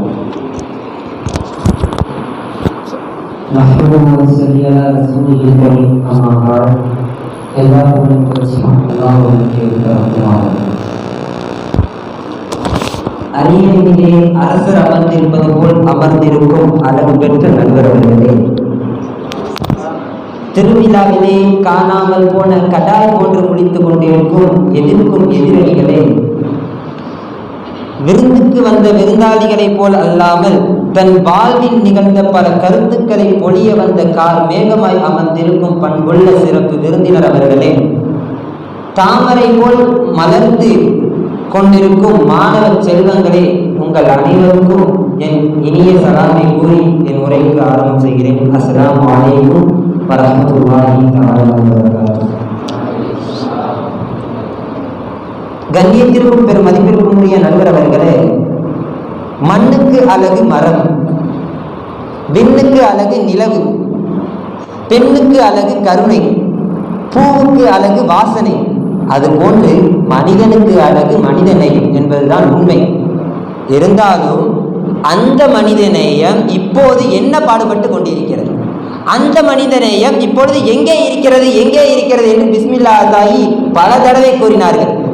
நான் சொல்லுகிறேன், காணாமல் போனவர்களினுடைய பட்டியலில் முதலிடத்தில் இருப்பதே அந்த மனிதநேயம்தான். மனிதநேயம் உங்களுக்குள் இருக்கிறது என்றார்களே, மனிதநேயம் மனிதனுடைய மனதில் அல்ல, மாறாக எங்கேயோ இந்திய சிலைகளை கடத்தி கொண்டு வெளிநாட்டிலே வைத்திருக்கிறார்களே அருங்காட்சியகம், அங்கே இருக்குதுங்க மனிதநேயம். ஆக இந்த மனிதநேயம் கொரோனாவினுடைய நேரத்தில் வாழ்ந்ததா வீழ்ந்ததா என்று கேட்டால் நிச்சயமாக வீழ்ந்தது என்றுதான் நான் சொல்லுவேன். எதிராளிக உட்கார்ந்து இருக்கும் பொழுது வசீர் மோலாலாம் கையை வச்சு இப்படி தைரியமா உட்கார்ந்து இருக்கும் போது பாயிண்ட்ஸ்லாம் நிறைய இருக்குது, அடிச்சு தூக்கிடுவாரு அப்படின்னு நினைச்சோம். ஆனா ஒரு மோலா பேசினாங்க, அந்த பேசக்கூடிய அந்த பதட்டத்திலே தெரிஞ்சிருச்சு எதிராளிகள் எங்களை பார்த்து ரொம்ப பதறாங்க அப்படின்னு சொல்லி. ஆக எங்கே தாய் ஒன்று சொன்னார், கொரோனாவினுடைய நேரத்தில் மனித நேயத்தை வளர்ப்பது ஆம்புலன்ஸு, மருத்துவமனைகள், ஆம்புலன்ஸ். ஒரு விஷயம் சொன்னார், ஆம்புலன்ஸ் டிரைவர்கிட்ட போயிட்டு இந்த மாதிரி கிறிஸ்டின்லாம் கையை அப்படி மடக்குவாங்க, ஹிந்துலாம் கையை கொண்டு கும்பிடுத்து நீங்கள் தான் எங்களுடைய கடவுள், நீங்கள் எப்படியே உயிரை காப்பாற்றிருங்க, உயிரை காப்பாற்றுறதுக்கு நன்றி சொல்லுங்க அப்படிங்கிற மாதிரி ஒரு விஷயத்த சொன்னார். ஆக மனித நேயத்தை வளர்க்கிறது ஆம்புலன்ஸு, ஒன்னொன்று மருத்துவமனை, ஒன்னொன்று அரசாங்கம். இந்த ஆம்புலன்ஸு பிஸ்மில்லா தாய் கூட சொன்னாரு, இந்த ஆம்புலன்ஸ்னால ஆம்புலன்ஸை கூட்டிட்டு போய் இந்த மாதிரி உயிரை காப்பாத்திட்டாங்க அப்படின்னு சொல்றாங்க. நான் சொல்றேன், பணக்காரர்கள் மட்டும்தான் இந்த கொரோனாவினுடைய நேரத்தில் ஆம்புலன்ஸ்ல போய் கூட ஹாஸ்பிட்டல பார்த்தாங்க. ஏன்னா நான் சொல்லக்கூடிய பல நிகழ்வுகள் ஏழைகளினுடைய வயிற்றிலே அடித்தது. ஆம்புலன்ஸுடைய நிகழ்வுகளை சொன்னோன்னு சொன்னா, உதாரணமாக பீகார்ல எய்ம்ஸ் மருத்துவமனை ஒரு மருத்துவமனை, எய்ம்ஸ் மருத்துவமனை நீங்க நினைக்கிற மருத்துவமனை சரிங்களா? ஆக எய்ம்ஸ் மருத்துவமனை ஒரு மருத்துவமனை, அந்த மருத்துவமனையில கொரோனாவினுடைய நேரத்துல இலவச மருத்துவம் கிடைக்கும் அப்படின்னு சொன்னாங்க. அதை கேட்டுட்டு ஏழை எளியவர்களும் கொரோனாவினுடைய நேரத்துல, அதாவது ஏழை எளியவர்கள் அவங்களுக்குள்ள அந்த மக்கள்ல சில பேர் கொரோனா இருப்பாங்க, சில பேர் கொரோனா இல்லாம பல நோய்கள்ல இருப்பாங்க கொரோனாவினுடைய அந்த பீரியட்ஸ்ல. அந்த டயத்துல சரி கொரோனாவில் உள்ளவங்க அந்த இலவச மருத்துவம் மூலியமா இலவசத்தை பார்த்துடலாம், அதாவது மருத்துவத்தை பார்த்துடலாம், கொரோனாவை சரி பண்ணிடலாம் அப்படின்னு சொல்லி ஏழை எளியவர்கள் என்ன பண்றாங்க, அந்த பீகார்ல உள்ள அந்த நபர்கள் என்ன பண்றாங்க, சரி அந்த எய்ம்ஸ் மருத்துவமனையில இலவச மருத்துவம் கிடைக்குது, நம்ம அங்க போய் நம்ம மருத்துவம் பார்த்துடலாம் அப்படின்னு சொல்லி கவர்மெண்ட் அந்த ஹாஸ்பிட்டல் அணுகுறாங்க. இந்த மாதிரி நாங்க இங்க வரலாமா, சரி வாங்க அப்படிங்கிற மாதிரி சொல்றாங்க. சரி அவங்க போகலாம் அப்படின்னு முனையும் பொழுது எந்த ஒரு வாகன வசதியும் இல்லை. 144 ஊரடங்கு உத்தரவுன்னு சொன்னது போதும், எந்த ஒரு வாகனம் இல்லை, பஸ்ஸு, காரு, பேருந்து, ட்ரெயின் எதுவுமே இல்லை. வெளியே போனா போலீஸ் லத்தியை கொடுத்துட்டு வந்துருவாங்க.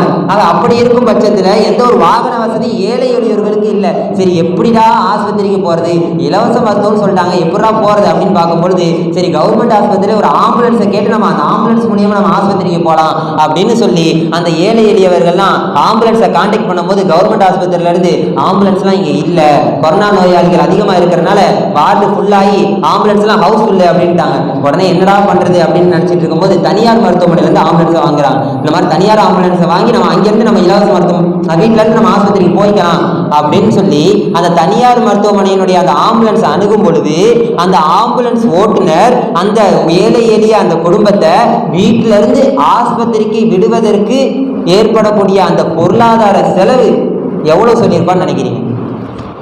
ஒரு 1000 ரூபாய், ஒரு 2000, ஒரு 10,000, 15,000, சொலையா 50,000 கேட்டாருங்க. ஒரு வீட்டுல இருந்து ஆஸ்பத்திரிக்கு போய் ஒரு குடும்பத்தை போய் விடுறதுக்கு சொலையா 50,000 கேட்டாரு அந்த ஆம்புலன்ஸ் ஓட்டுநர். இதுல மனிதநேயம் வாழ்ந்திருக்கிறதா வீழ்ந்திருக்கிறதா? இன்னொரு மனிதர், ஒரு கண்ணு தெரியாத ஒரு வயசானவர், அவரு கொரோனாவினுடைய டயத்துல ஆஸ்பத்திரியில தான் இருக்கிறாரு. அவருக்கு தெரியுது இந்த மாதிரி கொரோனாவினுடைய டைமிங்ல எல்லா வார்டும் ஃபுல்லாயிருச்சு, கொரோனா நோயாளிகள் எக்கச்சக்கமா போயிட்டு இருக்கிறாங்க, அதனால கண்ணு தெரியாம இருக்கிற என்னைய கவனிக்கிறதுக்கு யாரும் இல்லை, அதனால நம்ம இங்க இருக்கிறது வேஸ்ட், நம்ம வீட்டுக்கே போயிடலாம்னு சொல்லி அந்த வயசான அந்த கண்ணு தெரியாத அந்த மனிதர் ஆஸ்பத்திரியை விட்டு வெளியே போறாரு. வாகன வசதி இல்லை, எப்படி போறதுன்னு தெரியல, கண்ணு வேற தெரியல, போலீசார் வேற லத்தியை தூக்கிட்டு நிக்கிறான், என்னடா பண்றது அப்படின்னு முடிச்சிட்டு இருக்கக்கூடிய சமயத்துல சரி ஆம்புலன்ஸை போய் அணுகலாம்னு சொல்லி ஆம்புலன்ஸ் ஓட்டுநரை போய் இந்த மாதிரி எனக்கு கண்ணு தெரியல, வயசான கணவனா இருக்கிறேன், நான் இங்க வந்தேன், இப்படி மாட்டிக்கிட்டேன், என்னை வீட்டுல போய் விடுவீங்களா அப்படின்ற மாதிரி இறக்கமா கேட்கிறாங்க. அந்த ஆம்புலன்ஸ் ஓட்டுறது இறக்கமே இல்லாம சொல்றாரு, நீங்க ஆஸ்பத்திரியில இருந்து வீட்டுக்கு போய் உங்களை விடுறதுக்கு 20,000 ரெடி பண்ணிக்கிறீங்க, நான் 20,000 நீங்க கொடுத்தீங்கன்னா நான் கன்ஃபார்ம் உங்களை வீட்டுல போய் விடுறேன் அப்படின்ற மாதிரி சர்வசாதாரணமா சொன்னாங்க. இதுல மனிதனையும் வாழ்ந்திருக்கிறதா, இருந்திருக்கிறதா? இதோட ஒன்று ஹைலைட் என்னன்னு சொன்னா, ஒரு தந்தை தன்னுடைய மகள் புற்றுநோயால பாதிக்கப்பட்டிருக்கு. தன்னுடைய பிள்ளையுடைய அந்த கால் வந்து ஒரு பெரிய கட்டி வந்து புற்றுநோயால பாதிக்கப்பட்டிருக்கு. வீட்டுல சரியான அழுகை, முடியலப்பா முடியல, வலி தாங்க முடியல, என்னால இருக்க முடியலன்னு சொல்லி துடிக்குது அந்த குழந்தை. அந்த துடிப்பை கேட்ட அந்த அத்தாவனால, அந்த வாப்பானால பொறுக்க முடியாம நம்ம பிள்ளை எப்படியாச்சும் ஆஸ்பத்திரியில போய் மருத்துவம் பார்த்துடணும், காப்பாத்திடணும் அப்படிங்கிறதுக்காக ஆஸ்பத்திரி போய் பார்க்கிறாரு. ஆஸ்பத்திரியில எல்லா வார்டும் ஃபுல்லு, கொரோனா நோயாளிகள் எக்கச்சக்கமா இருக்கிறாங்க. அந்த டயத்துல போய் டாக்டர்ஸ் எல்லாம் போய் கேட்கறாங்க, இந்த மாதிரி என் பிள்ளைக்கு புற்றுநோய் இருக்குது, எப்படியாச்சும் குணப்படுத்திருங்க, வழியால துடிக்கிறா, தாங்க முடியல, பெத்த மனசு அப்படியே வயிறால எரியுது அப்படிங்கிற மாதிரி அவங்க அழுகையோடு சொல்றாங்க. அதை பார்த்துட்டு அந்த டாக்டர் சொல்றாங்க, இல்ல கொரோனா நோயாளிகள் அதிகமா இருக்கிறாங்க, நீங்க வேற ஆஸ்பத்திரியை பாத்துருங்க, நீ வேற ஆஸ்பத்திரிலாம் பார்க்க, வேற ஆஸ்பத்திரியில கூட இதே நிலைமை தான் ஓடும், நீங்க வீட்டுக்கே போயிருங்க அப்படிங்கிற மாதிரி விரட்டி விட்டாங்க. அந்த டயத்துல சரி சொல்லிட்டு அந்த பிள்ளைய வந்து கூட்டிக்கிட்டு இந்த மாதிரி வீட்டுக்கே போயிடலாம் அப்படின்னு சொல்லி கூட்டிட்டு போகும்போது அந்த பிள்ளை மறுபடியும் அழுகுது, அப்பா முன்னாடி வந்த மாதிரி நடந்துலாம் என்னால வர முடியாதுப்பா, சத்தியமா முடியல, காலெல்லாம் வலிக்குது, நான் காலுலாம் நடுக்குதுப்பா அப்படின்னு சொல்லிட்டு அழுது துடிக்குது அந்த பிள்ளை.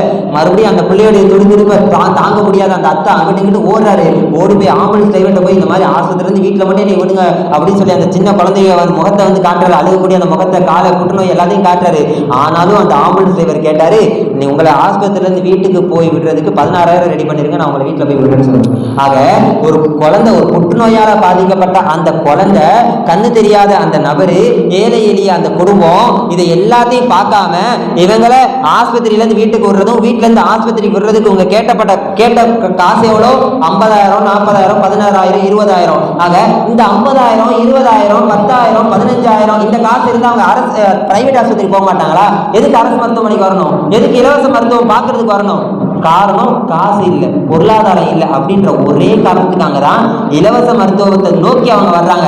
அப்படி இருக்கும் பட்சத்துல இவங்கள்ட்ட போய் 50,000 தான், 60,000 தான் அப்படின்னு சொல்லி ஆம்புலன்ஸ் டிரைவர் கேட்டாங்கன்னா இவங்க எங்க போவாங்க? ஆக இதுல மனிதநேயம் இருக்கிறதா அல்லது மனிதநேயம் இல்லையா என்பதை நாம் அனைவர்களும் புரிந்து கொள்ள வேண்டும் நடுவர் அவர்களே. அது மட்டும் இல்லாம இந்த லாக்டவுன் சமயத்துல வந்து எப்படி பல மனிதர்களுடைய மாத சம்பளமே 10,000 ரூபாய்க்கு மேல அதிகரிக்கல, 10,000 தான். இன்னும் சில நபர்களினுடைய அந்த மாத சம்பளம் வந்து அரைவாசியா தான் இருந்துச்சு. இன்னும் பல நபர்களுக்கு வந்து சம்பளமே இல்லை. லாக்டவுன் டயத்துல எல்லாருக்குமே தெரியும், வேலை செஞ்ச பல நபர்களுக்கு தெரியும், சம்பளமே இல்லை. நைட் ஷிஃப்ட் அடிப்பான், பகல் ஷிஃப்ட் அடிப்பான், குடும்பத்தை காப்பாற்றணும்னு நினைப்பான். ஆனா மேனேஜர் ஒரு காசு கூட தரமாட்டேன், ஏன்னா கம்பெனி ரொம்ப லாஸ்ல ஓடிட்டு இருக்கு அப்படின்னு சொல்லுவாங்க. ஆக அப்படி இருக்கக்கூடிய அந்த சூழலை தெரிந்தும் இந்த ஏழைகளினுடைய அந்த வயிற்றுல இப்படி அடிக்கிறாங்கன்னு சொன்னா மனிதனையே வாழ்ந்திருக்கிறதா, வீழ்ந்திருக்கிறதா நடுவர் அவர்களே. அது மட்டுமல்லாம இந்த மருத்துவமனைக்கு செல்வதற்கு முன்னாலேயே உள்ள இந்த அமரர் ஊர்திகள், அமரர் சொன்ன ஒரு ஞாபகம் வருது. இவ்வளவு நாள் நான் என்ன பண்ணேன்னு சொன்னா, அந்த அமரர் ஊர்தி அப்படின்னு நினைச்சா சரி இது வந்து நல்லதுக்கு தான் பயன்படுது அப்படின்னு நினைச்சேன். ஏன்னு சொன்னா அமரர் அப்படின்னா வானவர்கள், மலக்குமார்கள் இருக்கும். சரி மலக்குமார்கள் தானே இவங்க வந்து என்ன சொல்றது, மலக்குமார்களுடைய பணி நல்பணி அப்படின்ற மாதிரி நினைச்சேன். அதுக்கப்புறம் தான் தெரிஞ்சிச்சு அர்த்தம். அதாவது தாயினுடைய அந்த தாயின் கருவியில் இருக்கும் பொழுது உயிரை பதிப்பதும் ஒரு மலக்கு தான், அதே கல்லறைக்கு அழைத்து செல்வதற்கு உயிரை பறிப்பதும் ஒரு மலக்கு தான். ஆக கொரோனாவினுடைய அந்த நேரத்திற்கு முன்னால உயிரை பதிக்கக்கூடிய அந்த அமரர் ஊர்தி கொரோனாவினுடைய நேரத்தில் உயிரை பறிக்கக்கூடிய அமரர் ஊர்தியாக மாறிவிட்டது. கவலைக்குரிய தர்மமாக இருக்கிறது நடுவர்களே. ஆக இப்படி இருக்கக்கூடிய இந்த ஆம்புலன்ஸ் ஓட்டுநர்கள், இப்படி இருக்கக்கூடிய இந்த ஆம்புலன்ஸ் இவர்கள் எப்படி மனித நேயத்தை வளர்க்கிறார்கள், இவர்கள் எப்படி மனித நேயத்தை வளர்க்கிறாங்கன்னு சொல்றாங்க, எனக்கு இன்ன வரைக்கும் புரியல. ஆக நடுவர் அவர்களே, அது மட்டும் அல்லாம வந்து எஹியா அத்தாய் வந்து ஒன்னொரு சொன்னாரு, இந்த மாதிரி மனித நேயம் வந்து மருத்துவர்கள் இடத்துல வந்து அதிகமா இருக்குது, மருத்துவர்கள் அதிகமா காப்பாத்துறாங்க. நம்ம இது வரைக்கும் நினைச்சிட்டு இருக்கோம் மருத்துவர்கள் வந்து அதிகமா காப்பாத்துறாங்க, அவங்களுடைய குடும்பத்தை விட்டுட்டு கஷ்டப்படுறாங்க, அதெல்லாம் உண்மைதான். இருந்தாலும் கூட ஒரு சில மருத்துவர்கள் பண்ற அந்த அட்டூழியங்களை சொல்லுவதற்கே வாய் கூசுது. ஏன்னு சொன்னா இன்னொரு வார்த்தை ஒன்று சொன்னாரு, கோயம்புத்தூர்ல வந்து 100 டெஸ்ட் இருக்கு. அதாவது நடுவர் அவர்கள் வசிக்கக்கூடிய அந்த கோயம்புத்தூர்ல 100 டெஸ்ட் இருக்கு அப்படின்னு சொன்னாரு. அந்த 100 டெஸ்ட் இருக்கிறது போகட்டும், அதே கோயம்புத்தூர்ல 2 ஆஸ்பத்திரி இருக்குங்க. அந்த ஆஸ்பத்திரியில் நடந்த அட்டூழியத்தை பாருங்க. மனு மருத்துவமனை அப்படின்ற ஒரு மருத்துவமனை. அந்த மருத்துவமனையில் வந்து ஒரு மனிதர் காதர் அப்படின்ற ஒரு மனிதர் வந்து சேர்க்கப்படுறார். இலவசமான மருத்துவமனை, தனியார் மருத்துவமனை வந்து காதர் அப்படின்ற ஒரு மனிதர் சேர்க்கப்படுறாரு. சரி, காதர் அதாவது கொரோனா அஃபெக்ட் ஆகிருக்கிறதுனால அந்த மனிதர் சேர்க்கப்படுறாரு. 20 நாளுக்கு அப்புறம் உயிரிழக்கப்படுறார். சிகிச்சை பலனின்றி உயிரிழந்து போறார். அந்த டயத்துல அந்த மருத்துவர்கள் வந்து அந்த காதர் அவருடைய அந்த மகன்கிட்ட வந்து சொல்றாங்க, இந்த மாதிரி உங்க அத்தா உங்க வாப்பா 20 நாள் நாங்கள் சிகிச்சை கொடுத்தோம், எங்களால எவ்வளவு முடிஞ்சு நாங்களும் பண்ணோம், ஆனா 20 நாளுக்கு அப்புறம் சிகிச்சை பலனின்றி உயிரிழந்து போயிட்டாரு, மௌத்தா போயிட்டாரு. அதனால ஒன்றும் இல்லை, வெறும் ஒரு நாளைக்கு 1 லட்சம் வீதம், ஒரு 20 நாளைக்கு 20 லட்சம் நீங்க கட்டிட்டு உங்க அத்தாவுடைய ஜனாசாவை நீங்க தூக்கிட்டு போயிருங்க அப்படின்னு மனசாட்சியே இல்லாம சொன்னார்கள் அந்த ஹாஸ்பிட்டலினுடைய மருத்துவர்கள். ஆக ஒரு சடலத்தை வைத்துக் கொண்டு பேரம் பேசக்கூடிய இந்த மருத்துவர்கள் எப்படி மனித நேயத்தை வளர்க்கிறார்கள் என்பதை என்னால் இன்று வரை புரிந்து கொள்ள முடியவில்லை சகோதரர்களே. அது மட்டுமல்லாம இன்னொரு மருத்துவமனை சொன்ன முத்தூஸ் மருத்துவமனை, அதாவது கோயம்புத்தூர் இன்னொரு மருத்துவமனை இருக்கு. அந்த மருத்துவமனையில இதே மாதிரி ஒரு சம்பவம். என்னன்னு சொன்னா நவீன் அப்படின்ற ஒரு நபர் வந்து என்ன சொல்றாரு, அவருடைய தந்தை வந்து கொரோனா அஃபெக்ட் ஆனதுனால அந்த தந்தையை வந்து அந்த முத்தூஸ்ன்ற அந்த மருத்துவமனையில சேர்த்துட்டாரு. 20 நாள் அதே மாதிரி அந்த சிகிச்சை கொடுக்கப்படுறாங்க. அந்த 20 நாளுக்கு இடையில இந்த நவீன்ற அந்த மனிதர் வந்து தன்னுடைய தந்தையை வந்து பராமரிச்சதின் காரணமா இவருக்கும் கொரோனா அஃபெக்ட் ஆயிடுச்சு. அதனால இவரும் சிகிச்சைக்கு உட்பட்டு இவருடைய தந்தையும் சிகிச்சை உட்பட்டு இருக்கிறாங்க. அந்த நேரத்துல அந்த நவீன்ற அவருடைய தந்தை வந்து 20 நாளுக்கு அப்புறம் இதே மாதிரி சிகிச்சை பலனிட்டு உயிரிழந்து போறாங்க. அந்த டயத்துல அந்த மருத்துவர்கள் வந்து அந்த நவீன்ற அந்த பையன்கிட்ட வந்து சொல்றாங்க, இந்த மாதிரி உங்க அப்பா, அதாவது நவீன்ற அந்த பையனை ஏற்கனவே கொரோனா அஃபெக்ட்ல தான் இருக்கிறாரு.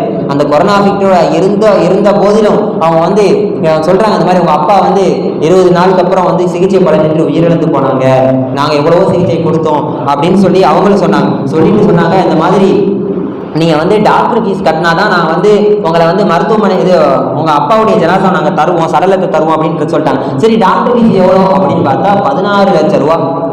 எப்படி 16 லட்சம் ரூபா? அதை கேட்டு அல்லாடி போன அந்த நவீன்ற அந்த பையன் என்ன பண்ணா, வேகமா போய் அந்த கொரோனா அஃபெக்ட் ஆன அந்த சூழல்ல கூட வேகமா போய் தந்தையுடைய இன்சூரன்ஸ் பணத்தை எல்லாத்தையும் எடுத்து 16 லட்சம் ரூபாய் எப்படியோ புரட்டி அழுகுறலோட அழுதுகிட்டே மறுத்துட்டான். டாக்டர்கிட்ட வந்து கேட்கிறேன், டாக்டர்கிட்ட வந்து நான் 16 லட்சத்தை கொட்டி இப்பயாவது என் தந்தையுடைய சடலத்தை தாங்கல, நான் எப்படியாவது இறுதி சடங்கு பண்ணணுமே அப்படின்னு சொல்லி அந்த நவீன்ற அந்த பையன் அந்த 16 லட்சத்தை போய் டாக்டர்கிட்ட போய் கொட்டினதுக்கு அப்புறம் ஒரே ஒரு சிட்டை தர்றான். அந்த சிட்டையை பார்த்த உடனே அவருக்கு அந்த சிட்டையை பார்த்த உடனே அவருக்கு வந்து என்ன, அப்படியே கலங்கிட்டாரு.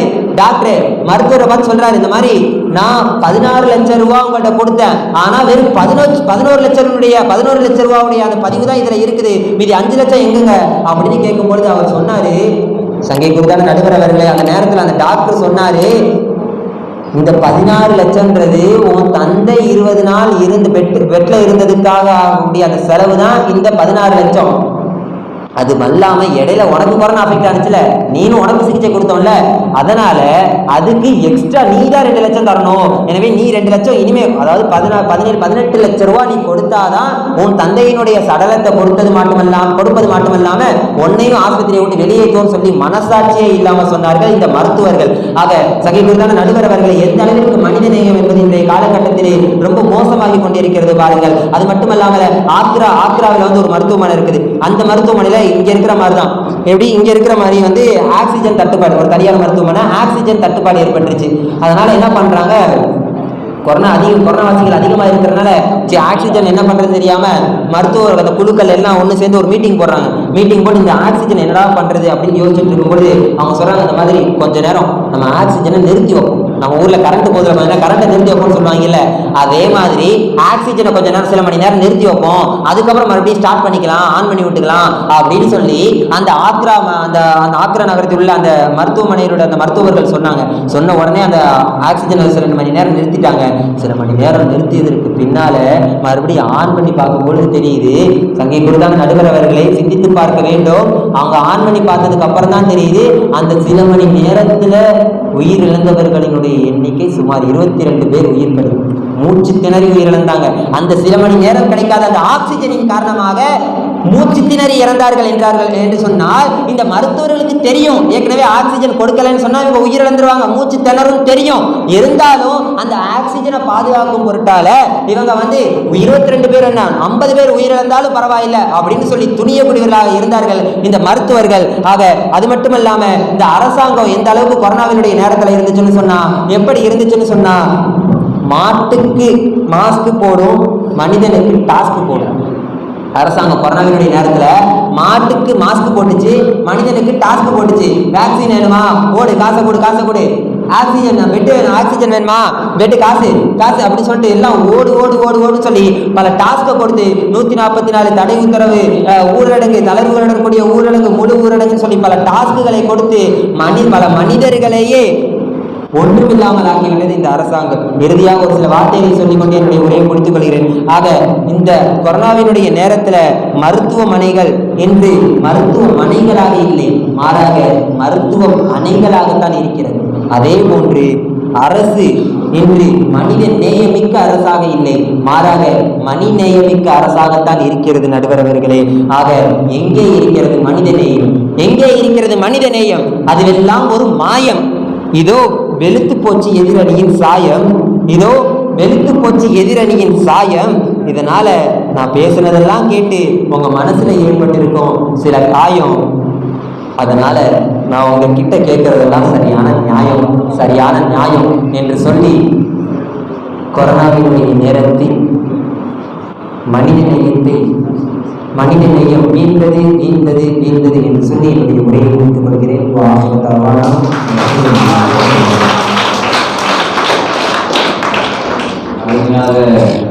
அணிக்கு வலிசிருக்கிறார். நம்ம இறுதிக்கு வந்துடுவோம், காரணம் நேரம் குறைவாக இருக்கிறது. இந்த கொரோனாவுடைய காலகட்டத்தில் மனிதநேயம் வாழ்ந்ததா வீழ்ந்ததா அப்படின்னு பார்த்தா நிதர்சன உண்மை என்ன அப்படின்னு சொன்னா, நாம் நம்மை பாதுகாப்பதற்கு உண்டான அணிகள், நம்ம பாதுகாப்புக்கு உண்டான அணி யாரு? டாக்டர் நம்ம பாதுகாக்கிறாங்க, காவல்துறை நம்மளை பாதுகாக்கிறார்கள். இது போன்று பாதுகாக்கக்கூடிய நபர்களை மாற்றம் நாம் நம்பி இருந்தோமே ஆனால் இந்த கொரோனாவுடைய காலகட்டம் அவன் நிலையில் தான் இருந்திருக்கும்.